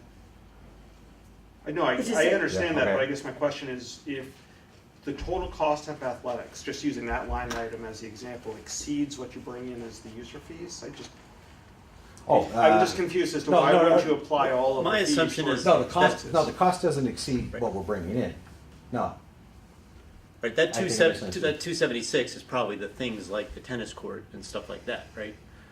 It's No, prob- well, that includes the coaches and Right. other things like Yeah. that. but some of that is yeah. paid out of the operating. I guess that's the question, right? That's Yeah, I mean, I'm just curious why you would end up with a surplus and I understand reserving things for future tennis courts, but it just seemed, I don't know, overly complicated that you would well, and have a it's, surplus from that line item, but then take out of a different line item to fund the difference. well, I don't know if it's taking out of a different line item, it's supplementing it to, I don't know if that makes, I'm not sure we're on the same wavelength, sorry. Yeah. I think what's happening is that you're getting confused with the operating budget and the revolving account. Yeah. This revolving account is only used for what, Larry? Well, that's used for the athletic program, so it's for, But not for the operating.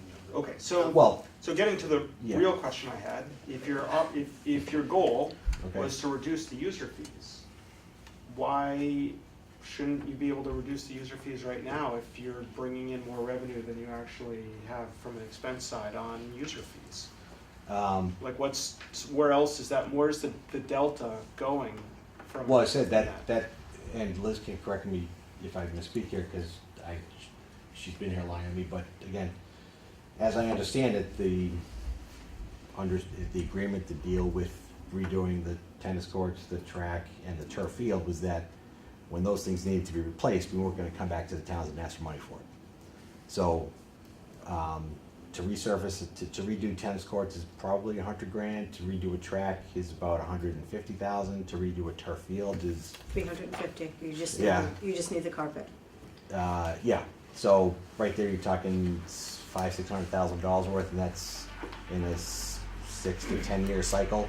So we have to build up a balance in athletics for that when the time comes, because it probably in the next, I would predict 2 to 3 years, we're gonna have to completely redo the tennis courts and not just Yeah. seal cracks. We're talking completely ripping up the base asphalt, and it's almost like you're starting from scratch with But those are building capital tennis courts. expenses, so every athletic team in their fees is paying for the tennis courts. Sorry if I'm frustrating you, I just need to. No, I'm sorry, I didn't mean to respond like that. Would it help that when you get to the instruction I- budget? I guess you could, look at it that way. I mean, they're paying for their portion of their program, and then it's sort of, every team is kicking in for like this, to General build up this athletic. reserve, like overhead or whatever. you So wanna all call the it. fees are pretty square across the board, like from. Proportionally, football to yeah. tennis. Proportionally to their Yeah, piece. so what we try to do for each individual sport is we look at how much that each individual sport costs and try to set the fee at 40% of that cost. So with the capital expense associated with that. Yeah, and that's sort of built into all of that So across tennis the must have a board. huge fee. No, even though that's a major expense, that capital expense of the courts. But that happens Well- every X number of years. Right, but yeah, he's the talking about capital- building up a balance to address those capital needs when they come up. So I'm just curious as to how you figure it out. Well, I mean, it's spread across 6 to 10 years, so it might end up being $20,000 a year, but it's spread across the entire athletic budget, not just the tennis team. Because if we said, okay, the football team has to pay for the turf fields, they'd get their user fee would Football and be music has to pay for the $1,000. I think they did, right? Maybe KPMA paid a good chunk of that, Well, they did a donation commitment. yeah. I think it was 30,000 over, I think that's what it was. Yeah, and I'm Gridiron. just curious as to how you figure it out. It always seems a little inequitable to me, or, the fee structures. So, but now I'm hearing this, it feels even more inequitable, but I'm trying to follow you. Yeah, I'm sorry, I'm not explaining it very well. But there's an athletics line item in the instruction Right. budget. Isn't that what There we're is. essentially talking about? Well, the two together Right, The exactly. two together, comprise the entire Right. budget. so Yeah, the fees don't essentially- pay for 100% of, Yeah, the fees are only paying roughly 40% of the cost of the program, and the district is basically picking up the rest of it. Well, where does the booster money go?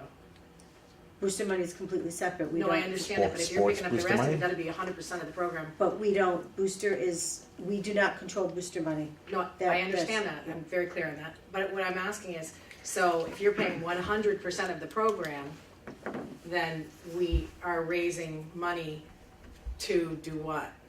You know what I'm We're saying, talking like, sports or music? either. Well, the sports boosters, they buy like jackets or other things that are supplemental to the sport. They're not buying uniforms or paying for coaches or any of that type of stuff. Okay, sorry, I am getting into the minutia, I'll stop now, but it's just No, it's always fair interesting to question. me, that's all. Yeah. They probably helped buy those nice rings that they have. I know, I saw those rings, those are pretty Oh, classy. the Yeah, gridiron, I- I think each I of it. yeah, I think that's how they got, or everybody's bought, yeah. The district didn't buy the rings, I'll tell you that. It all sounds like a good reason to get rid of fees, to clarify and have a single source of. Yeah, there's that part of it too, it creates a little bit of an accounting nightmare. Well, just before we move on, and I'm sure you want to move on, there's, when you did your study on fees, Yeah. do you remember about, like, percentage-wise, about how much higher than, say, average? Because you mentioned that you were one of the highest, like, do you happen to remember, like, how much higher? Let me see if I can find it. Yeah.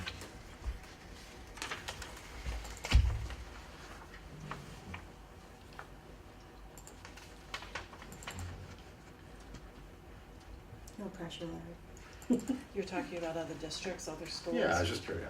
Similar. We have, yeah, And if he's you don't trying have to it find- handy, Larry, that's fine, I maybe think you it can was, send it. I'm trying, I think it was about 50% higher. So it's pretty significant. Oh, yeah, it wasn't like Very significant. barely higher, it was Mm. significantly higher. Right, because give you the highest, maybe 2% higher. Yeah, no, we were like, A lot higher. on average, about 50% higher. Wow. Yeah, it was, yeah, it wasn't even close. Okay, so the summary of all those slides is $600,000, plus if we reduce user fees, obviously that would add to it. And whatever the cost on the teaming is, might be a teacher or so. Okay, so now we're gonna get into the expenses, which, as I said, with one exception that I'll talk about when I get to that slide, this is a level service budget, there is nothing new added to it. So, level services, we take all the employee salaries, so we assume, you know, just roll everybody over based on whatever their contractual numbers for next year. Any contracted services, so if we have a continuing contract, we know what the number is. If we have a contract that expired, like the buses, which I'll talk about when we get to that too. We originally had to put a placeholder in for an estimate, and then when the contract came in, we revised it with an actual number. Supplies, which are a very small part of the budget, you know, pencils and books and things like that. For special ed tuition, which I know is a hot button, I get a lot of detail on that we get to. And then the debt service, so any borrowing comes out of our budget. So we divide the budget into 6 major areas, including grants and all the revolving funds. We have about 3,000 different accounts, but I'd be a book about 3 inches thick, and you probably, if you want it, I'd give it to you, but most people don't want it. So we whittle everything down to 6 major categories. Insurance, because again, we have to carry the health insurance and all the other insurances in our budget, being essentially our own municipality. We have the debt service, facility costs, transportation, technology, and then everything else is the bulk of Ben Franklin here is instruction. So these are the numbers, again, 3 years of actuals, the current year's budget, and next year's proposal. So there's 2 total numbers, because the way we do it for the towns is with the capital and without the capital. So the total, including the capital, it's an increase of, there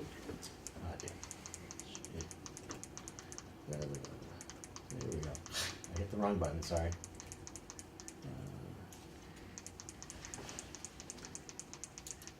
Okay, so the totals, with the debt service, it's an increase of only 3.35%. If you take out the debt service, it's 3.81%, and that's because the debt service is going down, because the interest payments decrease as you go on, so therefore we take it out, it's an increase. So the operating budget's going up 3.81%, and that includes health insurance, includes the new bus contracts, includes all those things. So the first, Real quick, Yeah.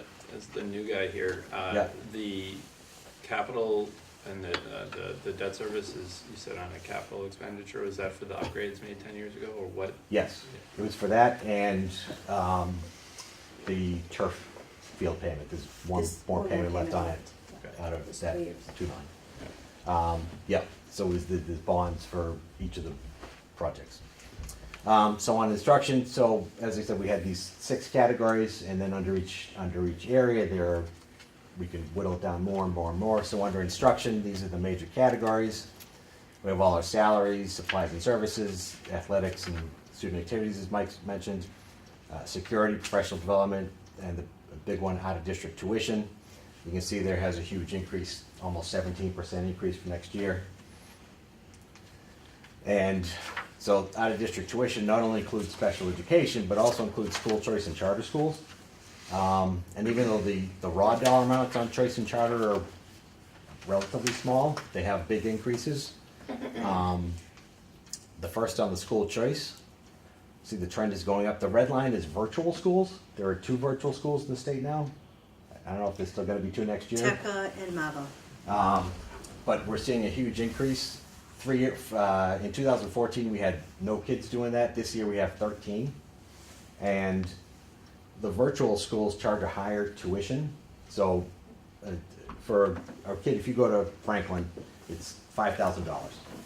That essentially comes out of the KP budget, it goes to through the state, it goes to Franklin. If you go to a virtual school, it's $6,600. And the Board of Education just approved an increase next year for that to go up to almost $8,300. So we have more kids going out to these virtual schools at a higher rate, so it's causing that to go up. Do we know why? I can give you some assumptions. With some of the virtual schools, you have students who feel that that the virtual school is would be a better fit for them. Some kids may choose that for a variety of reasons. You could have a student that is a highly competitive athlete, for example, and I will admit that my daughter did a year of MAVA. She was a competitive national level figure skater. Okay, and that was when you're skating 15 hours a week on the ice and 5 hours off ice. Brick and mortar school doesn't quite do it because you have to find a way to do that. So, but still a Massachusetts school. So that's one reason. Another reason is some kids may have some issues with anxiety or social anxiety, and they feel that that's a better sort of fit for them.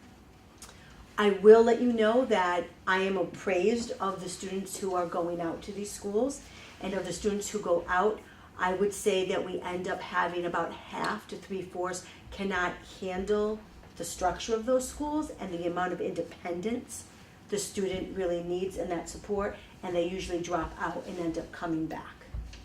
But the money is already gone. Is this still some of the, I'm sorry, is this still some of the money that we're using when, for example, we don't offer a course? Is that related to this? This is different? No, different. that's would be, virtual high school. that's virtual high school where kids can opt in, Yeah. and that's within our school. We do that Yeah, they within our just go to school. like a computer lab or something. This, for the virtual schools, Oh, they're, This is a they're, full. Totally different. they're at home. This is like a school choice. Right, It's okay. a charter school. Yeah. Those, so, but people have an assumption that it's going to be an easy, and very often, unless you are extremely organized and extremely independent learner, it's very difficult. Yeah, and most of these kids that are leaving don't have high executive You functions. got it. Okay. Harley, I thought did you have something? I think it's been explained, thank you. Okay. Yeah. Jim did. My granddaughter is a junior, and she's taking a course that's not offered by her high school, but it's online, and Yeah. some of the students she's with are throughout the country. Right, that would probably be virtual high school. Yeah, And we have that we too. have that too, but that's in a different part of the budget. This is a full It's school. different, This is like it's a virtual charter school.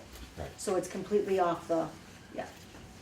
So, all right, a new term for me, and I don't know why, probably Sure. just went right over. Sure. So a virtual school, this is strictly, there's no brick and mortar. That's correct. They work Out of their house, online at their home. at their home. And in some homeschooling, it's my understanding that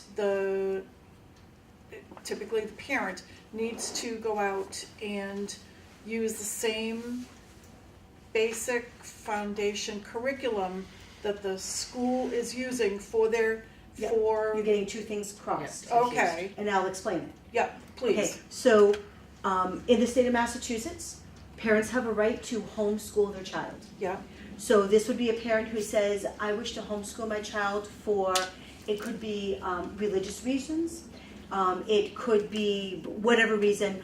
The parent, it typically becomes the teacher of the child. Right. They have to find a curriculum. They have to fill in paperwork regarding curriculum, who is instructing, how many instructional hours. That goes in front of the school committee. correct. And the school committee votes it. That is homeschool.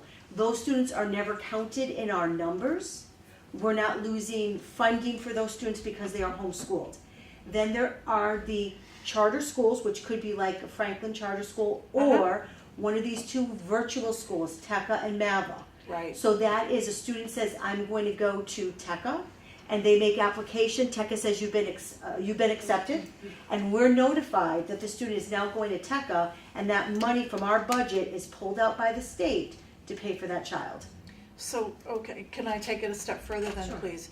So that child is being educated within their home, online, through this School, facility, this charter school. school, yeah, Charter school. At what point then is the child tested, or the student tested, to see how they, how they meet their high school's standards? I can answer that question. Okay. So for the charter school, the MAVA or the TECA, they have to take MCAS like everybody else, Okay, okay? For a homeschool child, the families have to submit grade reports, and usually the parents will pay for like an Iowa test or a California test, and they submit it to us. We never issue grades for a student who is homeschooled. We do not issue a letter that says they've graduated from King Philip Regional Public Schools. The parents, it is their responsibility, and I will let you know that there has been difficulties with colleges who don't always accept the grades that are coming out of homeschool situations. For a MAVA or a TECA, which is a charter school, it is regulated by the state and sanctioned by the state. Therefore, they comply with those regulations, and those are on it. Hopefully that sort of explained it. it does, thank you very much. My question is, put the whole virtual thing aside for a moment. Why is the reimbursement different for them as it is for any other school choice? Like, what's driving that It's a decision? it's privatization. I mean, those are private entities that run those programs. Well, So I they're understand charging the state. more. I understand that, but why would the state say that the reimbursement has a higher value It's a great question. to them as it does to the Franklin example? Right, that's set by the the State Board of Education. Follow the money? Right, Someone's getting follow the paid. money. That has been an issue that has been brought up. Charter schools is a constant issue with the Massachusetts Association of School Committees. It is an issue that they've been sort of beating the drum on, for a while. Is the reimbursement the same with any charter school? So the 5K is? No, So a 5K is whether it's public or charter? No, the 5K is for Public to- public, for Public. school Public, choice. brick and mortar. Right. So Brick this is and just school mortar. choice. This doesn't include charter for kids to go to, I think, Foxborough and Franklin. Okay, Franklin so Middle this is School. only comparing. Yeah, the charter schools are about Public schools. Yeah. $14,000 per kid, because it's based on the per pupil Yeah. data. Yeah, so you And that have, all comes out of our budget. yes. Yes. So the charter is, there, the $264,000, so that's probably like 18 to 20 kids. And the school choice, school choice is 19 kids. So it's about the same number of kids, but the school choice costs less, even with that virtual component being higher. And just total curiosity, what's the return charter to King Philip? I mean, I know a lot of families who said, "Oh, charter schools are the greatest thing in the world. I'm going to go put my kid in this charter school." When we Back when we have students that are going to charter schools, they typically are going off to charter schools as a seventh grader. And they go as seventh grader and they may stay. Some of the charter schools do not go all the way through high school. They've been adding like a grade a year. I will let you know that what we found is that some students who do opt to go out between 8th grade and 9th grade, and some are to private schools, not just charter schools. For example, we have seen an increase of students who return back to us as sophomores because parents are not viewing the value of what they're paying out for some of these tuitions, private tuitions, versus what King Philip can offer them. So. Special education looks like it's doubled over the last 4 years. Any comments on that? Yep. Yep, We're so getting there. we'll get Sorry, there. okay. No, No, we're that's gonna get fine. there. Okay, so special ed tuition. So we've included in the budget, so our special ed director works with the 3 elementary special ed directors. And so we've been informed that there are 6 kids that are currently in elementary districts that are already in out-of-district placements that will be aging up to 7th grade next year, so therefore they become KP's responsibility. So 2 of those kids are in Norfolk Elementary right now, they're 6th graders. It's $191,000, so that's now $191,000 that's being added to the KP budget for those 2 kids. There's 4 from Plainville, 1 of them we're sharing a cost with another district, so it's like 3.5. So those 6 kids are adding $721,000 to our budget next year.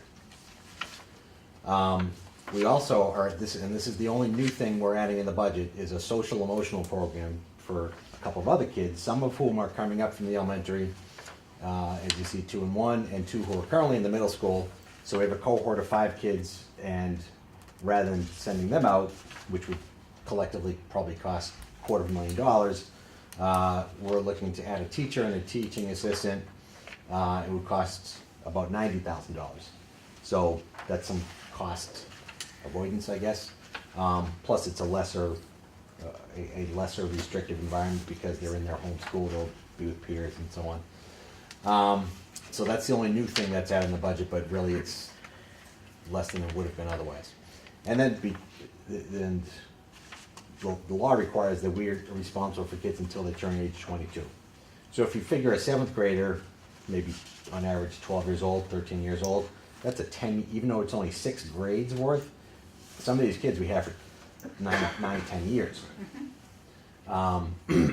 So we have 2 kids who will be called aging out. They're going to hit age 22 by the end of the current year, so those have been taken out of next year's budget. And there are 3 more kids who will hit age 22 at various points next year, so we've prorated them based on their birthday next year. And so those reductions are all included in next year's budget. And then looking out a couple of years, because we do this projecting, so to see what the following couple of years, we get two more kids in 2020, so those are current 5th graders, and 3 more the year after that. So that's another $380,000, $390,000 down the road that potentially could be hitting. Can I ask a question on that? Yeah. When you have the assessments on a per town basis, do the kids coming from these towns hit that town's assessment, or it all just gets generally It all gets funded? put together in the pool because of the formula that is being used. It's all So understood, and this isn't meant to be critical, but then Sure. my question would be then why bother calling it out? Why does it matter where these kids come from a presenting it to us perspective? If it's not funded on a per town basis, do we care for any reason that one's from Plainville and 2 are from Rentham They're and X are district from kids, right? Norfolk? from It used to be that Norfolk, if we were providing 30 to 35% of the students, for whatever reason, we were providing 50+% of the special ed. You mean based on the regional formula? No, just on pure numbers, the number of kids. Norfolk in Oh, the I 90s understand. and 2000 just attracted, people moved into the town for special ed. Right, but when they went into the regional district, everybody's the same. Yes, I'm just saying, the budget increased substantially at KP primarily because of Norfolk students. I understand. I guess, so my question is, Yes. does it matter for any reason from a Well, budget It's a perspective question where they're from? that's asked sometimes. It's a question that's asked, where, and sort of so people know. So for example, when looking out, say, 2 years from now, what you're seeing is a projection of what we currently know, but that is gonna that potentially can change. There can be more kids that can be taken or placed out. A kid potentially could come back. Likewise, you may get someone that moves into your district that's gonna change those numbers. So those are some of the potential things, and people do ask, how many, what are you getting and where you're getting it. So we get the data from the 3 towns, and so we just sort of show that the 3 towns are often, they want to follow that bouncing ball. They want to know where that is. Once they come to KP, they're all in the mix. It's just that entering group, so you know that there are out-of-district kids already placed and appropriately placed, and then they need to, so we just sort of absorb them.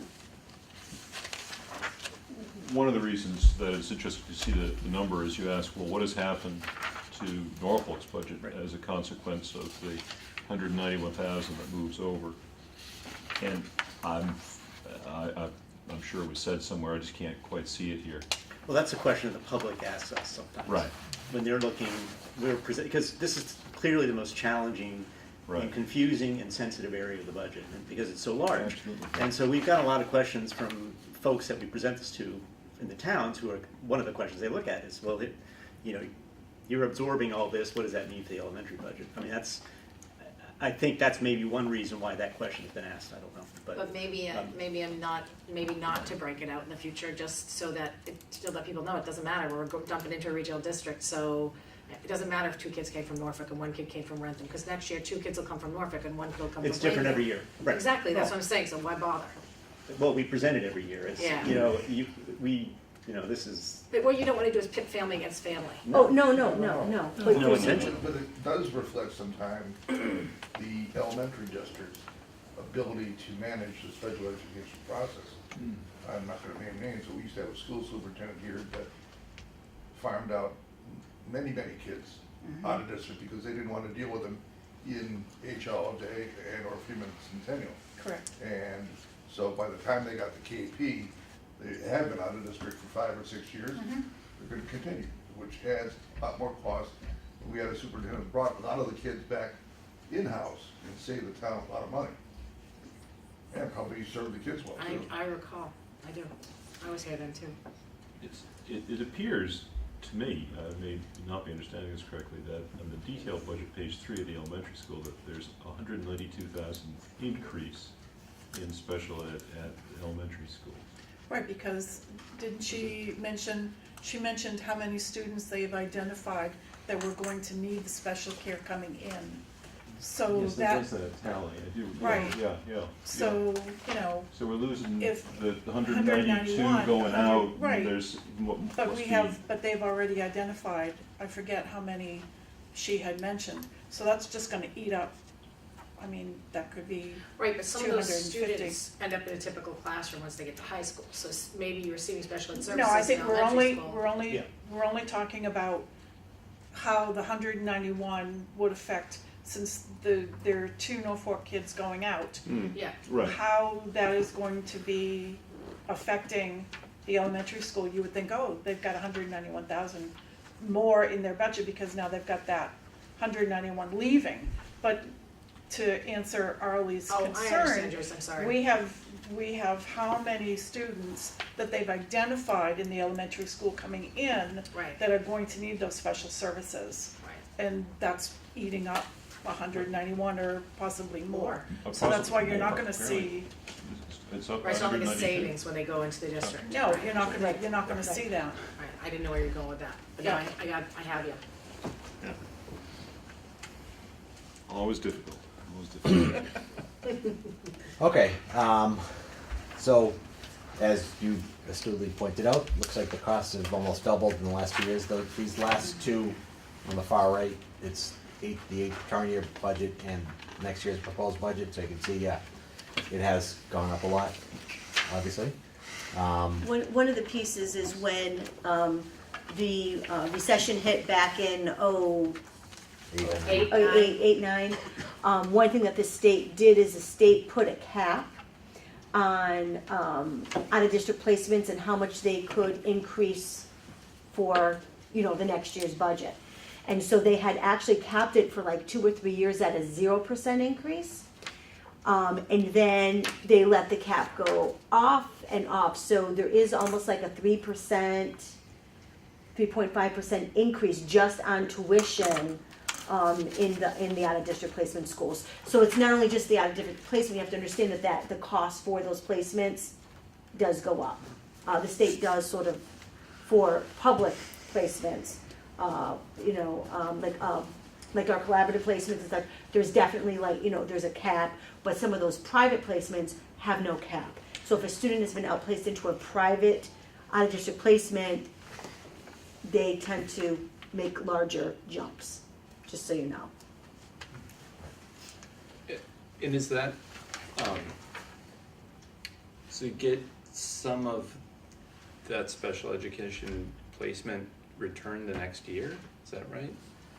You get circuit breaker is an offset to the Yeah. cost that you spend, but that, I'll tell you what the percentage is. So, the offset is only given to students who hit a benchmark threshold, which is about $40,000. Yeah. So for the first $40,000, you get nothing. Yeah. And then after that $40,000, Yeah. any of the amount above 40 and up that cost, you get a percentage back from the state on that. Right. It does not include special ed transportation. There is no reimbursement for special ed transportation at all. So Okay. that's another cost that. And that's sped- added. and And that sped tra- 700K includes both transportation and, No, that's just tuition. That's just tuition.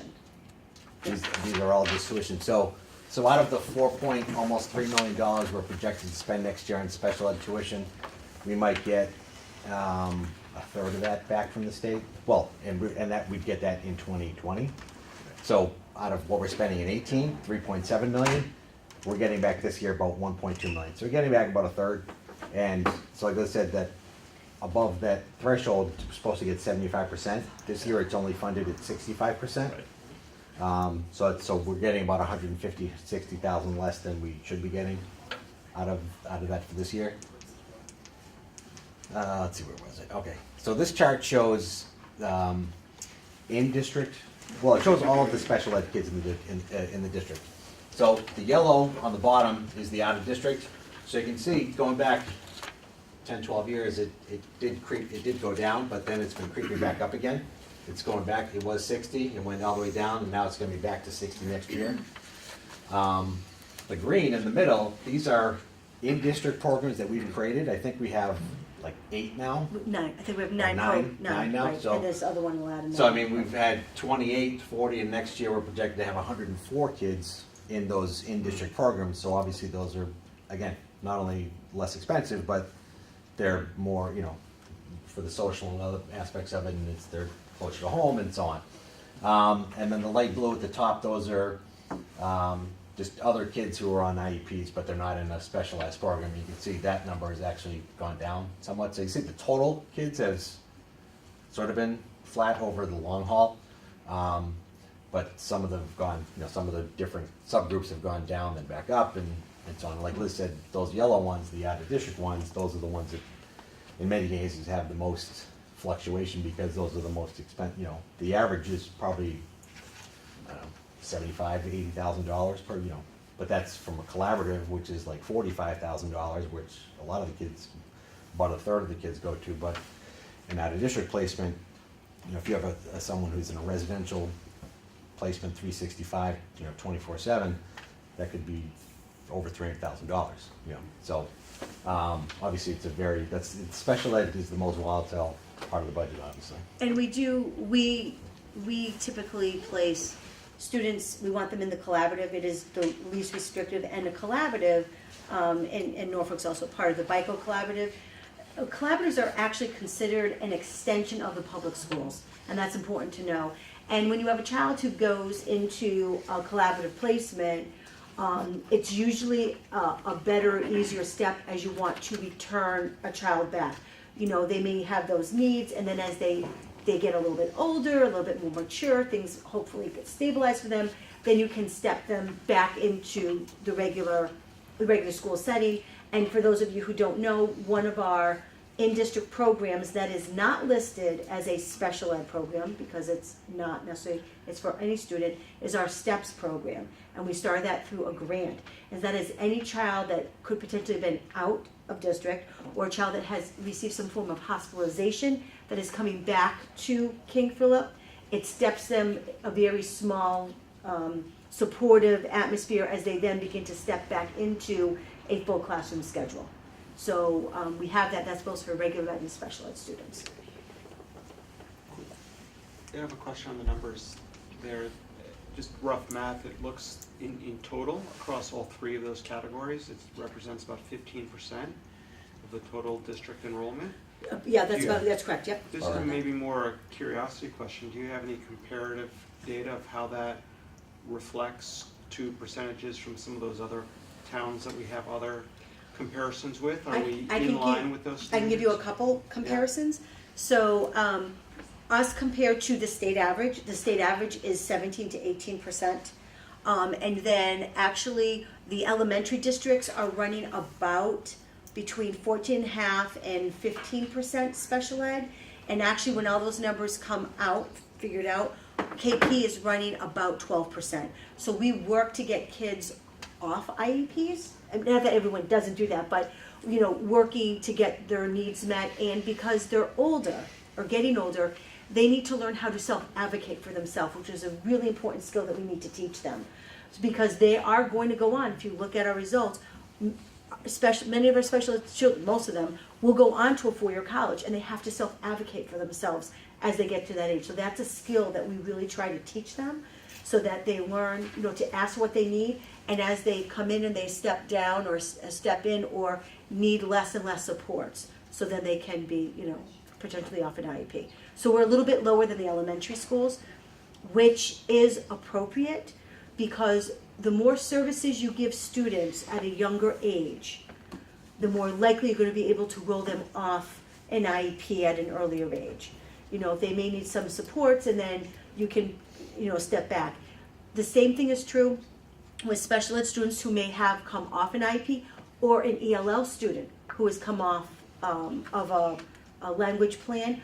We are still responsible for monitoring those students for at least 2 years, because if we see any data or any blips or any struggles, we are responsible for reconvening those team meetings to make sure that their needs are being met, both in ELL and special ed. Okay. So the next section of the budget is technology. As you can see, it's level service, but it's also virtually level funded as well. Largely because we had a couple of staff leave and they were replaced with some lesser expensive folks. Other than that, some dollars were shifted from equipment to network, but basically wash out. So you can see it's virtually no increase. On transportation, so I said the regular ed contract, I think you heard from the elementary district, we all went out to bid together. Our increase for next year is 4.33%. We also originally put in a 10% estimate, because that's typically what new contracts have been, but I think working all together, even though we each did separate contracts, we all worked together to have similar terms and so on. I think that helped a lot. And actually for us, years 2 and 3, this contract are more in the 3% range increases. And then we have special education transportation, which you can see we're actually spending a lot more on special ed transportation than we are on regular ed. And that includes the kids who are in the district. We have some kids who come to our schools in vans, but also to the various out of district placements. And then there are some who the parents drive the kids themselves, and then we just reimburse them for the mileage. So which actually is cheaper for us. There's maybe 8 or 10 parents who take advantage of that as well, so that's included in that special ed line. The homeless line, I'll be honest with you, is too low. It should be higher, because right now we have about, I just got another call today for one, that's being placed in a DCF scenario. It's not SPED, it's basically homeless. But we've got about 4 or 5 kids right now who, for those of you who don't know, the law mandates that if a student is living in your district and they're displaced, it doesn't necessarily have to be literally homeless. They could be living with relatives, couch surfing, staying in a motel. This is displaced from their normal environment. They have the right to stay in that home district, and that home district is responsible for transporting them. Now, in some of the cases, we split the cost with, so like, we have, if we have a kid who moves to Framingham, is staying in Framingham temporarily, sometimes we may split the cost 50-50 with them. We'll work that out. But because they tend to be scattered all over the place, it does end up being a fair amount of it, but it's also totally unpredictable because they're usually not long-term things you can predict. We have 5 kids this year, maybe 5 kids next year, but it's probably gonna be a different 5 kids. And they may only be 3 months here, 4 months, 6 weeks. So, that's something that we obviously keep an eye on. Question on that, like what defines temporary? McKinney veto is a law that was signed in, Yeah. and basically, temporary is if they're not within their own home. And the issue has been, and we've worked with DCF on what their version of temporary is, because sometimes the version of temporary has been in the past 2 or 3 years.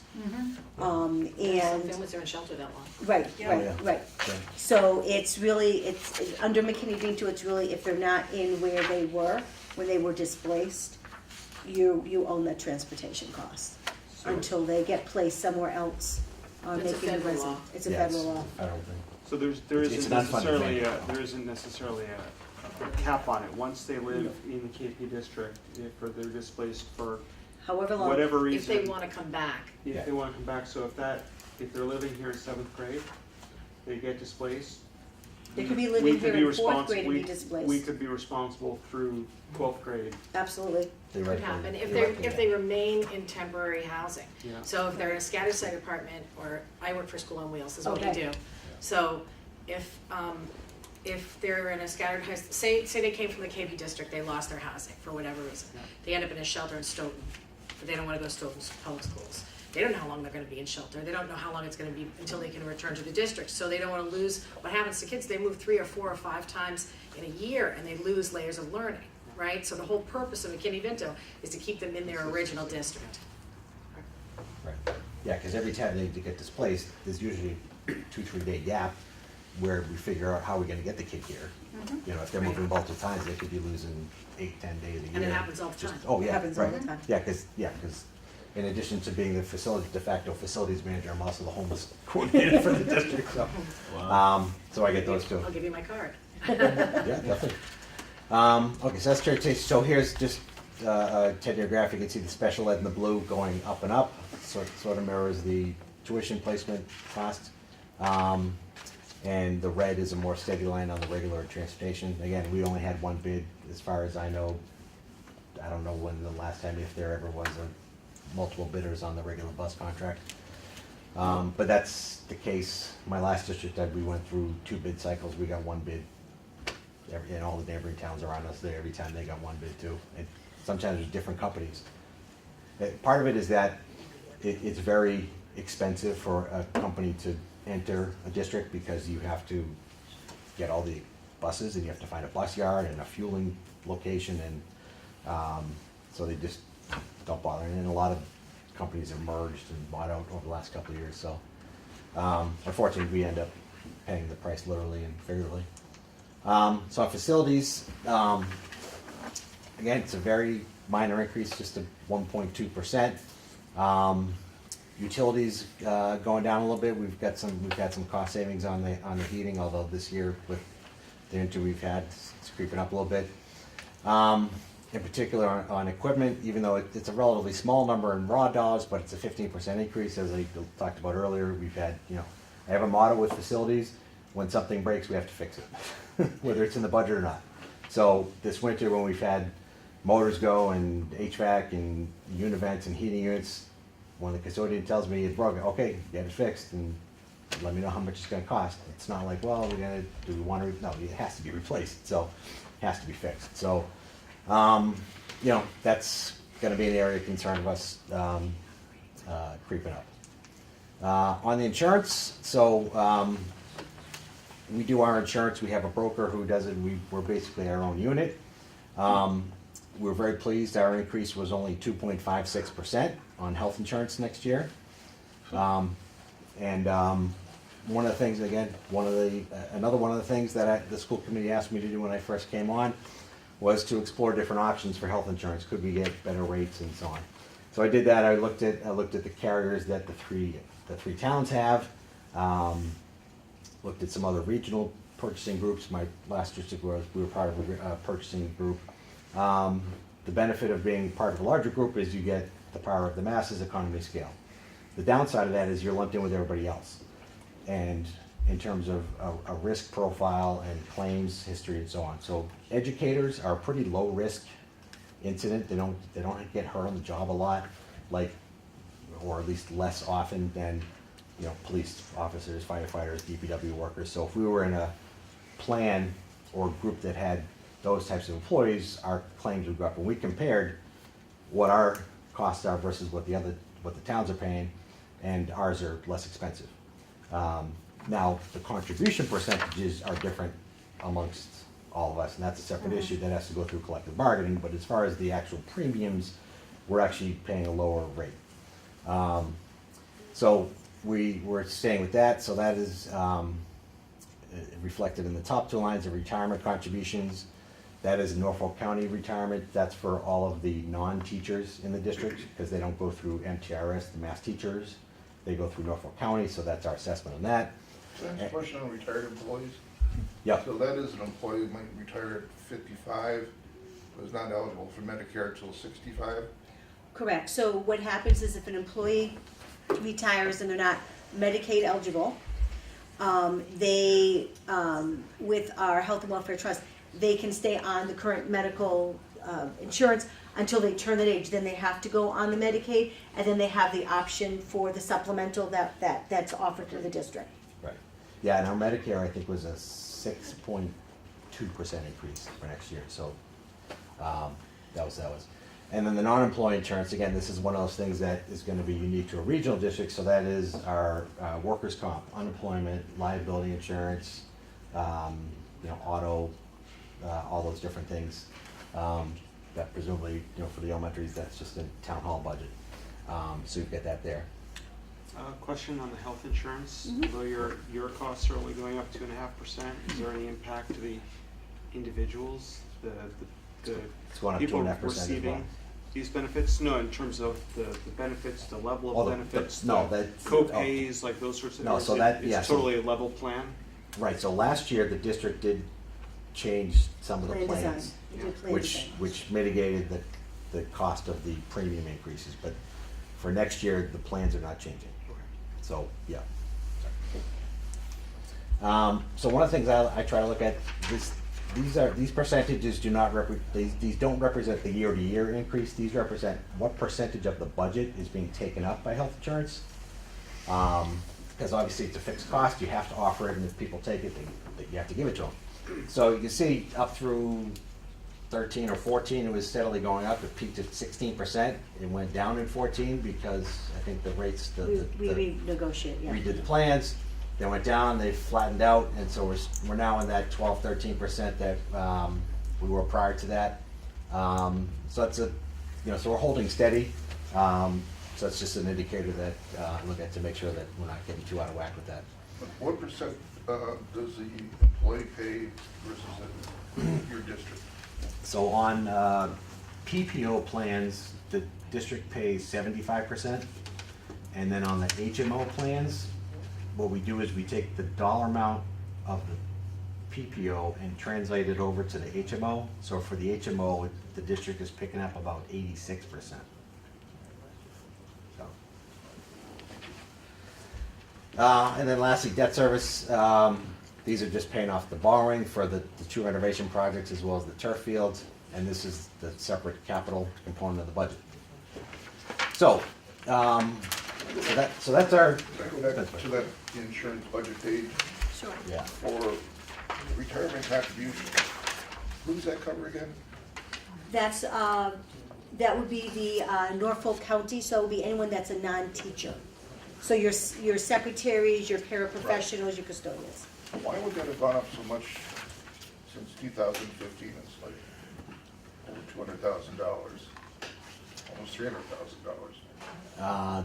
It's an assessment we get from the county based on the payroll of those employees. So, I don't know if we haven't got more custodians or cafeterias. I don't know if we've increased the number of paras. That would lead me to believe that whatever investment decisions they were making, they weren't The greatest? the greatest. I don't know. I think it's the same too here for the elementary, that you pay Correct. a portion, so I think it's gone up, all over, so, I mean, yeah, I would say that, they probably need to look at their board of directors, maybe? Okay, so we're gonna get into how much is this gonna cost the town? So, this slide put together, so going back to, I think October, we had our first meeting with some representatives of the towns, and they gave us some guidance on what we should sort of project for assessments. And they said to us, well, you should plan on a 3% increase to your assessments. So if you remember that slide about 4 hours ago that said, it looked like Pac-Man that showed almost 75% of the budget was town assessments. So if that is going up 3%, and you looked at, we saw the state aid and the other basically going up nothing. So that would have let the budget go up 2.21%. Am I gonna be anywhere here? I'm good, okay. Because I tried to do the laser point that started at the beginning, and so I'm just gonna stand up. So, and we're gonna use another $300,000 of E&D next year. So I said we use 300 the current year, we're gonna use 300 next year, because otherwise that would be a reduction basically. So that would tell us how much, so it would result in we'd have 2.21% of an increase, which would be almost $700,000 of additional funds. And so we'll go up 3%. However, based on the budget I just went through, we need another 505,000 above that. So, which means instead of 3%, the assessments as an aggregate for the three towns combined are going up 5.17%. And if we added in all those Wayne Gretzky requests that nobody shot at, it would be 7.76. We're not asking for it, we're just putting it out there because people had asked us in prior presentations what it would be. So I just want to interject just briefly. So understand that the assessment number is different than the operating budget number, and I think that's important for people to understand. Because there's a percentage for the operation budget that then will be taken, divided up by your population, and then you get your individual town assessment numbers. So typically your assessment percentage is higher than the need for the total operating budget. Okay, so I just wanted to put that up. Okay, sorry. Can I So, ask- I'm sorry. yeah. What's the total balance of your E&D fund currently? 640,000. And so we're gonna use 300 of it for next year's budget. So you And used we- 300 last year. We used 300 in the current year's budget. I guess, so my question is, so how much from the current year's budget got recontributed to E&D this past year? If that makes sense. Right, so it's, So how much the budget went up from E&D from the prior? Maybe I can rephrase that, because Yeah. I know what you're saying. So if you look at the E&D end of year balance, it goes up despite using 300K. So there's Oh. obviously cash flow. Well, that was, the reason it went up because the year prior was when it was negative. When that, it was like a $700,000 payment that was made out of the wrong year, so if you put those two together, it would flush it out. Right. That's why it looks funky like that it was such a huge increase. Well, That's except like for right there. E&D's used every year, and sometimes it goes it's up. still going up. So this is, I you understand can this is a use the balance balance, sheet. it'd still go up This is because- balance sheet, and this is cash. They're talking about This isn't even a cash year-over-year surplus. Yeah. Be great to see You don't- a cash flow account as opposed to a balance sheet. So this is balance sheet. Okay. This is part of the cash flow. It's Yep. missing the other half of the cash flow. Okay. So that That's is- essentially what I'm trying to get at is, I mean, we're using 300K this current year, you want to use 300K next year, but it doesn't seem that the E&D budget is diminishing, so I'm just curious as to how quickly is it growing and why is it growing? We've got a lot of these shortfalls that aren't getting funded. How do you determine how big a percentage of the E&D to use on a year-to-year basis? Like why 300 this year versus 4 versus 5 versus 6? And secondly, why is it continuing to grow? If each year, because for the past couple of years, in these meetings, we're always at this table with the message if we don't have enough funds to meet all the needs, we're asking for a 5% increase, a 6, whatever it may be, but E&D still seems to be there and now even growing year to year. So I'm just curious Well, what factors contribute to that. Yeah, I hear what you're saying. I don't know that I would agree to say it's growing. I mean, like came in last year at a higher number, but that was because the year prior, with that anomaly, it got leveled back. But immediately after that number was certified, 300,000 of it was taken out. So that brought the balance down from 940,000 to 640. We're now taking another 300 out of it, which will leave the balance at 340. Plus whatever we might generate from the current year's operation, which based on my projections might be a little bit, so. Maybe this is an unfair question, but I'll ask anyway. So if we're gonna use 300 for this upcoming year's budget, Yeah, it would bring the balance to 340. correct. Do you have any projection of what E&D would be this time next year? If we're starting at Maybe- 340, Maybe 400. right, so, okay, so the question is, if we're starting at 3 something, and we're projecting it's gonna end at this time next year at 4 something, how, why, where is it that we would expect to have excess coming from? Well, it would be from the appropriations that weren't fully spent. It's the same concept is what goes into free cash. So if the departments don't spend their entire budget, it gets turned back into Do free you cash. have any, Or if you get extra revenue, do you have then. any trends as looking back over the past 3, 5, 10 years of what are there common themes of what gets budgeted for but not fully spent? I'm sure there's some categories that get overspent and some get under. Do you have any sense of So what's continually the underspent? establishment of E&D, from my historical understanding, was during the building projects that you had X number of dollars that was given for the building projects. The building projects came in slightly under budget and a little bit earlier. And so that money, because it was already allocated, then went into E&D. So that's where you began to get a baseline for E&D from those building projects. During the course of my time here, E&D really, if you talk about free cash or stabilization, the purpose of E&D should never be to support your operating budget. E&D is a fund that you can go to when you have a case of needs, and I'll give you some examples. This was, I don't know how many years ago now, 4 or 5 years ago, was referred to Liz's Big Dig, when we had the issue at the high school where we had to build a brand new septic system to a tune of $500,000. We did not go back to the towns and ask for the money. We went into the access and deficiency account and we paid for that project out of that money. When you have something like a boiler that could blow and that'll cost you $100,000 or $200,000, it's got to be fixed readily and quickly, and that would be something that you would go to the account for. On the same note, when we have when we have prepared or known, for example, that we needed to do the septic system, we bring that forward to you at town meeting floor because we want your approval, and we legally have to have your approval to expend E&D funds for capital expenditures. Other funds where it may be an emergency boiler or who knows, a patch on or whatever, we could potentially access that money because it's on the operational side.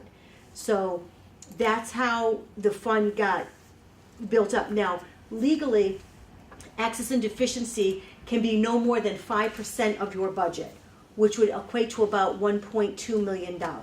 Okay, that's 5% of around the budget. Our E&D is nowhere near that. At different points it had been, and that's why we had that reserve to do things like the septic system. So it is important that a regional district maintain that, because if we don't have something like that, or at least a fund balance in there, when there is something that happens, we're going to be running back to you saying, well, we need, each town, we need $150,000 or $100,000 from you right now to fix X, Y, or Z. And it may not be there, but we primarily want to use E&D for capital. And that's really what we come to you about with the capital pieces. Except for this is 300 for operations. Well, that's what I was going to say. So, Well, yeah, so and that getting back to my has- question, right, and how that do you has decide 300 versus 100 versus We 600? picked 300 because 300 was used last year, and if we used less than 300, it would essentially be a budget cut. And we didn't think there was enough in the E&D balance to do more than 300,000. Yeah, it Because just after seems this that out, those two explanations don't. Right. In a decision I agree they don't go together, because like I said, it's, you don't want to use Right, E&D. you don't want to use E&D, but we, It's like using free cash to balance your operating budget. Which we do all the time. Right. I know, I agree. The district I came from, we used D&D to balance the budget as well. Well, It's this not year, advised, but last it's year that was, you make cuts. last year was an extremely tough year. This year is also a tough year. I mean, take the word extreme out maybe, but I mean, the special ed increase is similar.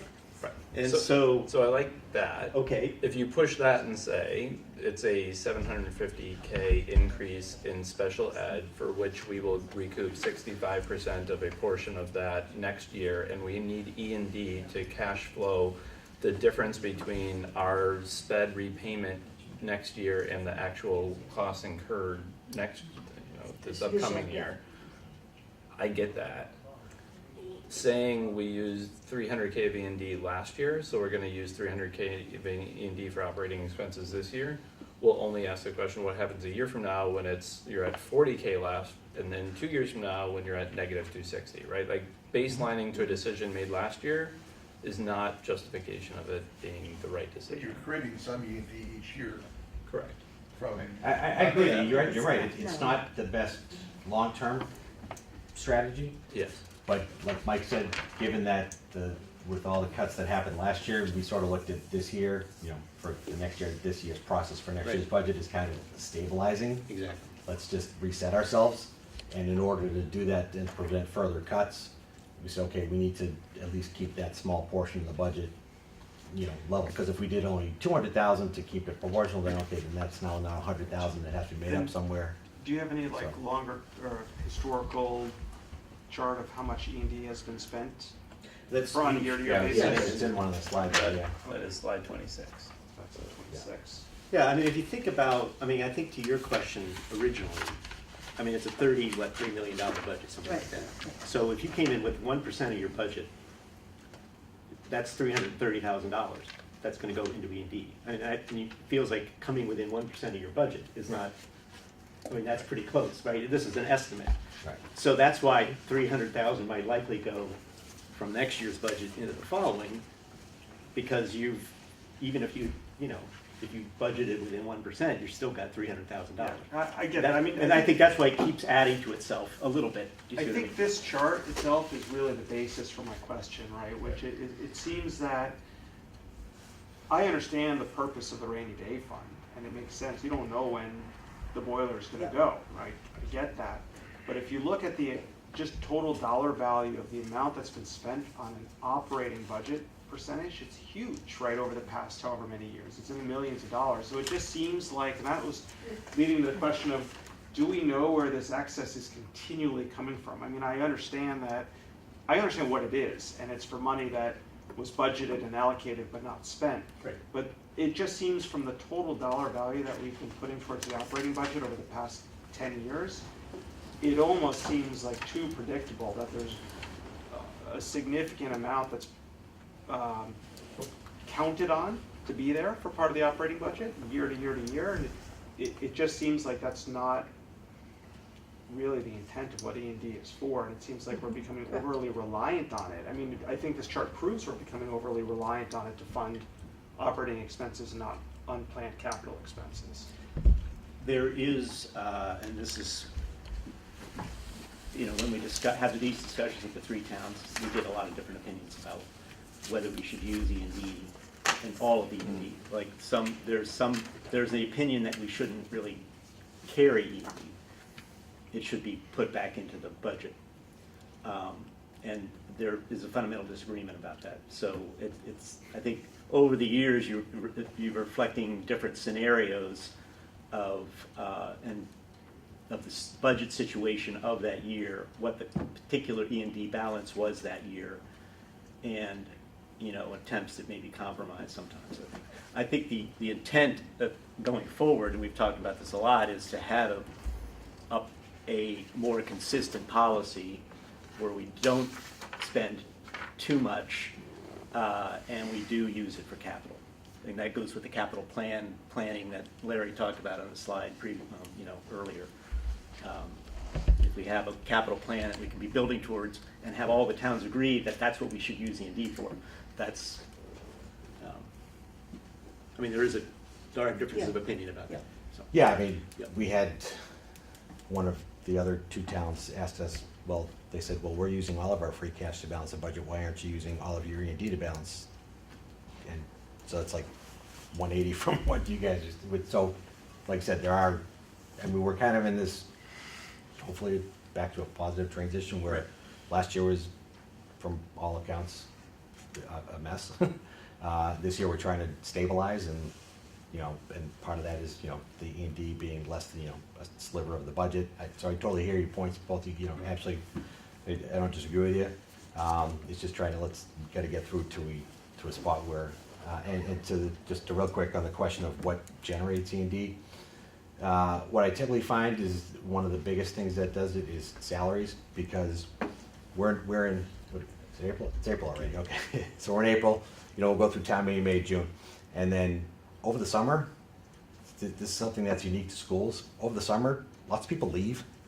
They move, they get a different job, and typically they get replaced with less expensive staff, and so that's where savings comes from. And by then, we're not gonna hire more people.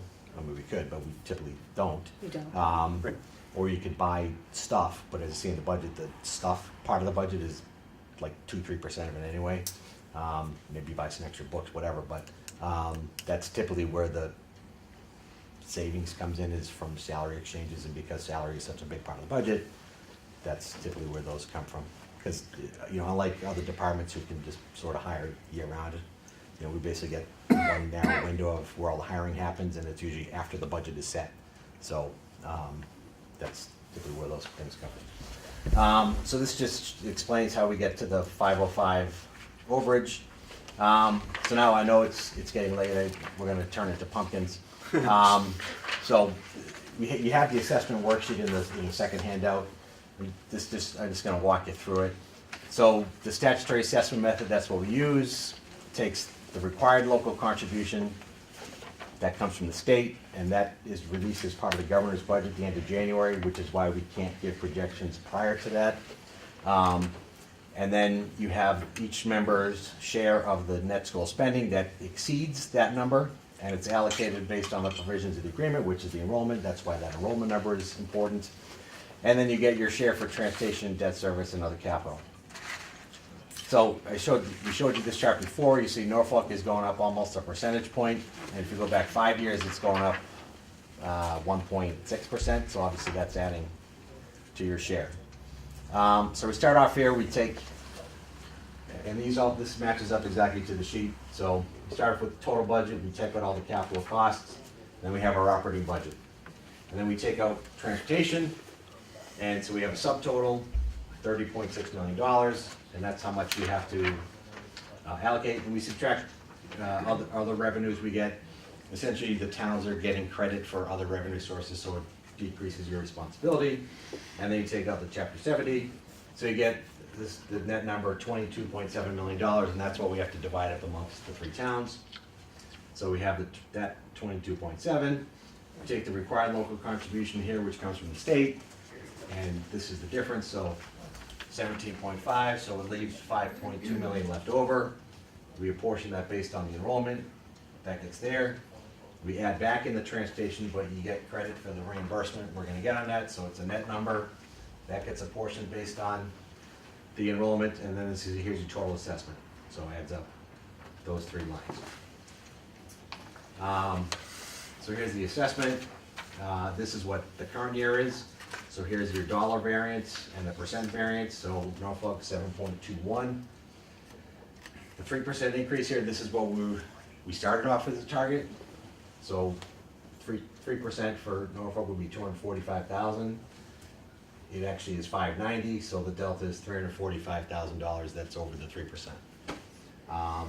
You see your Plainville is almost in the same boat. Rentham, because the enrollment shift went down for them, their increase is only 2.39. That's sort of just how the formula shakes out.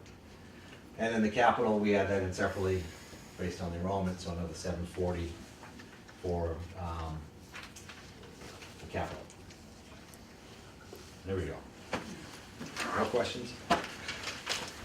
I thank you for your diligence and your Thank you. patience. I just don't think there were your enough excellent numbers. questions. What's that? There weren't enough numbers. You want more numbers? We don't envy you having to do this 3 times. One question. That group that was formed last year after the budget process, Yep, the working groups. We had Yeah. 3 separate working groups, yep. how did all that work out? Well, actually, some of the members of the working group are in the back. What was the question? How did the How was working it? groups work out? How do they work out? Yeah. They're still working. We still have 3 very defined groups, one of them working on community relations, one of them partnered with KP and working with the budget, one of them is working on strategic plan, but really the survey piece of the strategic plan to survey different constituents, whether those are teachers, students, people who have left the school system through attrition, or current people in the school system and gathering that information. So those 3 groups are still functioning with members from all 3 towns, and we've had good reception both with KP and with the community. Will you be publishing like a summary at the end of the process? We hope it recommendation? doesn't end, we hope it continues. Ongoing. But I mean, for this 1 year at least. For the individual parts, for the survey, the strategic planning, but really the surveying part, we definitely will. We're gonna aggregate and analyze all the results for everybody and be a pretty big document that will come out. How many people responded to the survey you sent out? 800 people, Oh, wow. in excess of 800 people responded to the survey that was given to people that, to the community. The student survey hasn't, has that gone out The yet? teacher survey is, I think, pretty much done, but we don't have our hands on the result yet. The school administered those. And the student survey is in the final stages of fine tuning the questions and. 800, that's a good response, right? It's pretty Yeah. good. And then the last piece is we hope to get at those people who have left the school system to understand why. And that's the last survey that will go out. Thank As you. far as the other groups, like the community relations, there won't be any report on that, but hopefully you have and will continue to see articles like in the local newspapers, and that's their goal, is to kind of publicize all the things that are going on and the good stuff coming out of KP and maybe new content on the website and stuff like that. I'd say the engagement has been incredible.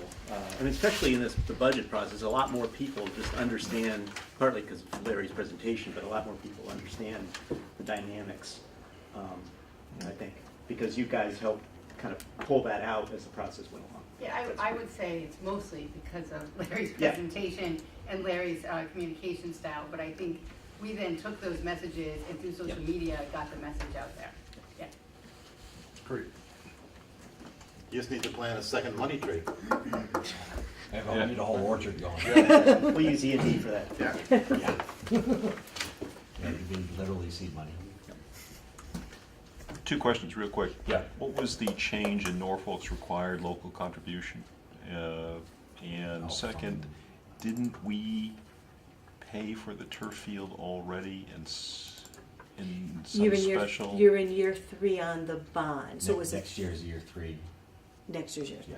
So you did have to borrow something. How much did the town? We didn't borrow much, I mean, well, considering, Roughly $200,000, right? Yeah.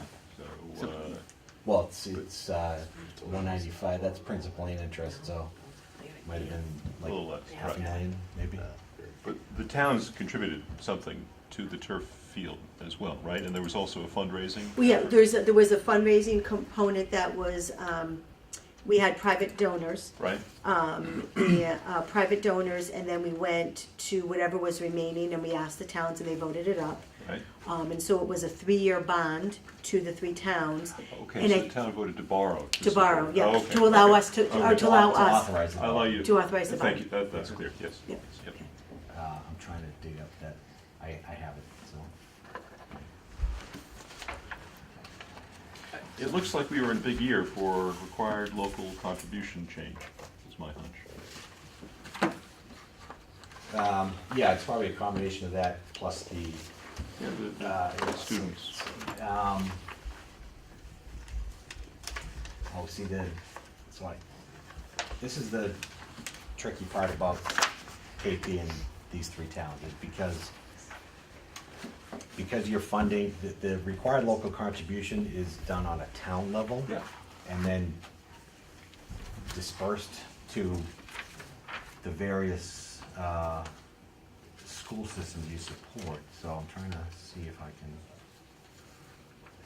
Well, These are required numbers. if you could send it over at some Yeah. other time, you don't need to take more time to see. Yeah, I got it somewhere else. I don't know. Because that's basically, that increase is given to us by the state. Correct. That's not Correct. what, That's based on it's not the outcome of any wealth decision. factors and enrollment and inflation. So it'd be interesting to know how much of the proposed $600,000 increase is accounted for by the state's direction, I guess, right? Right. What was that? The 600,000 increase is proposed, right? That's the bottom line. Some of it is attributable to changes in the required local contribution. And somehow my memory is that it cycles between the 3 towns. Who gets It the big does. hit? Right. Yeah. And it looks to me like we got the big hit. And this you year. did get the big I, hit. Plus, on top of that, hit was the increase in general enrollment. Yeah, right. So that sort of helped Right. beef that up just slightly. Right, but that can't be a big thing. I That's think one- this one- year Renton got the kiss, and last year they got the smack. Oh, yeah, they did. Oh, yeah. Well, for them, it's largely because of the enrollment, but,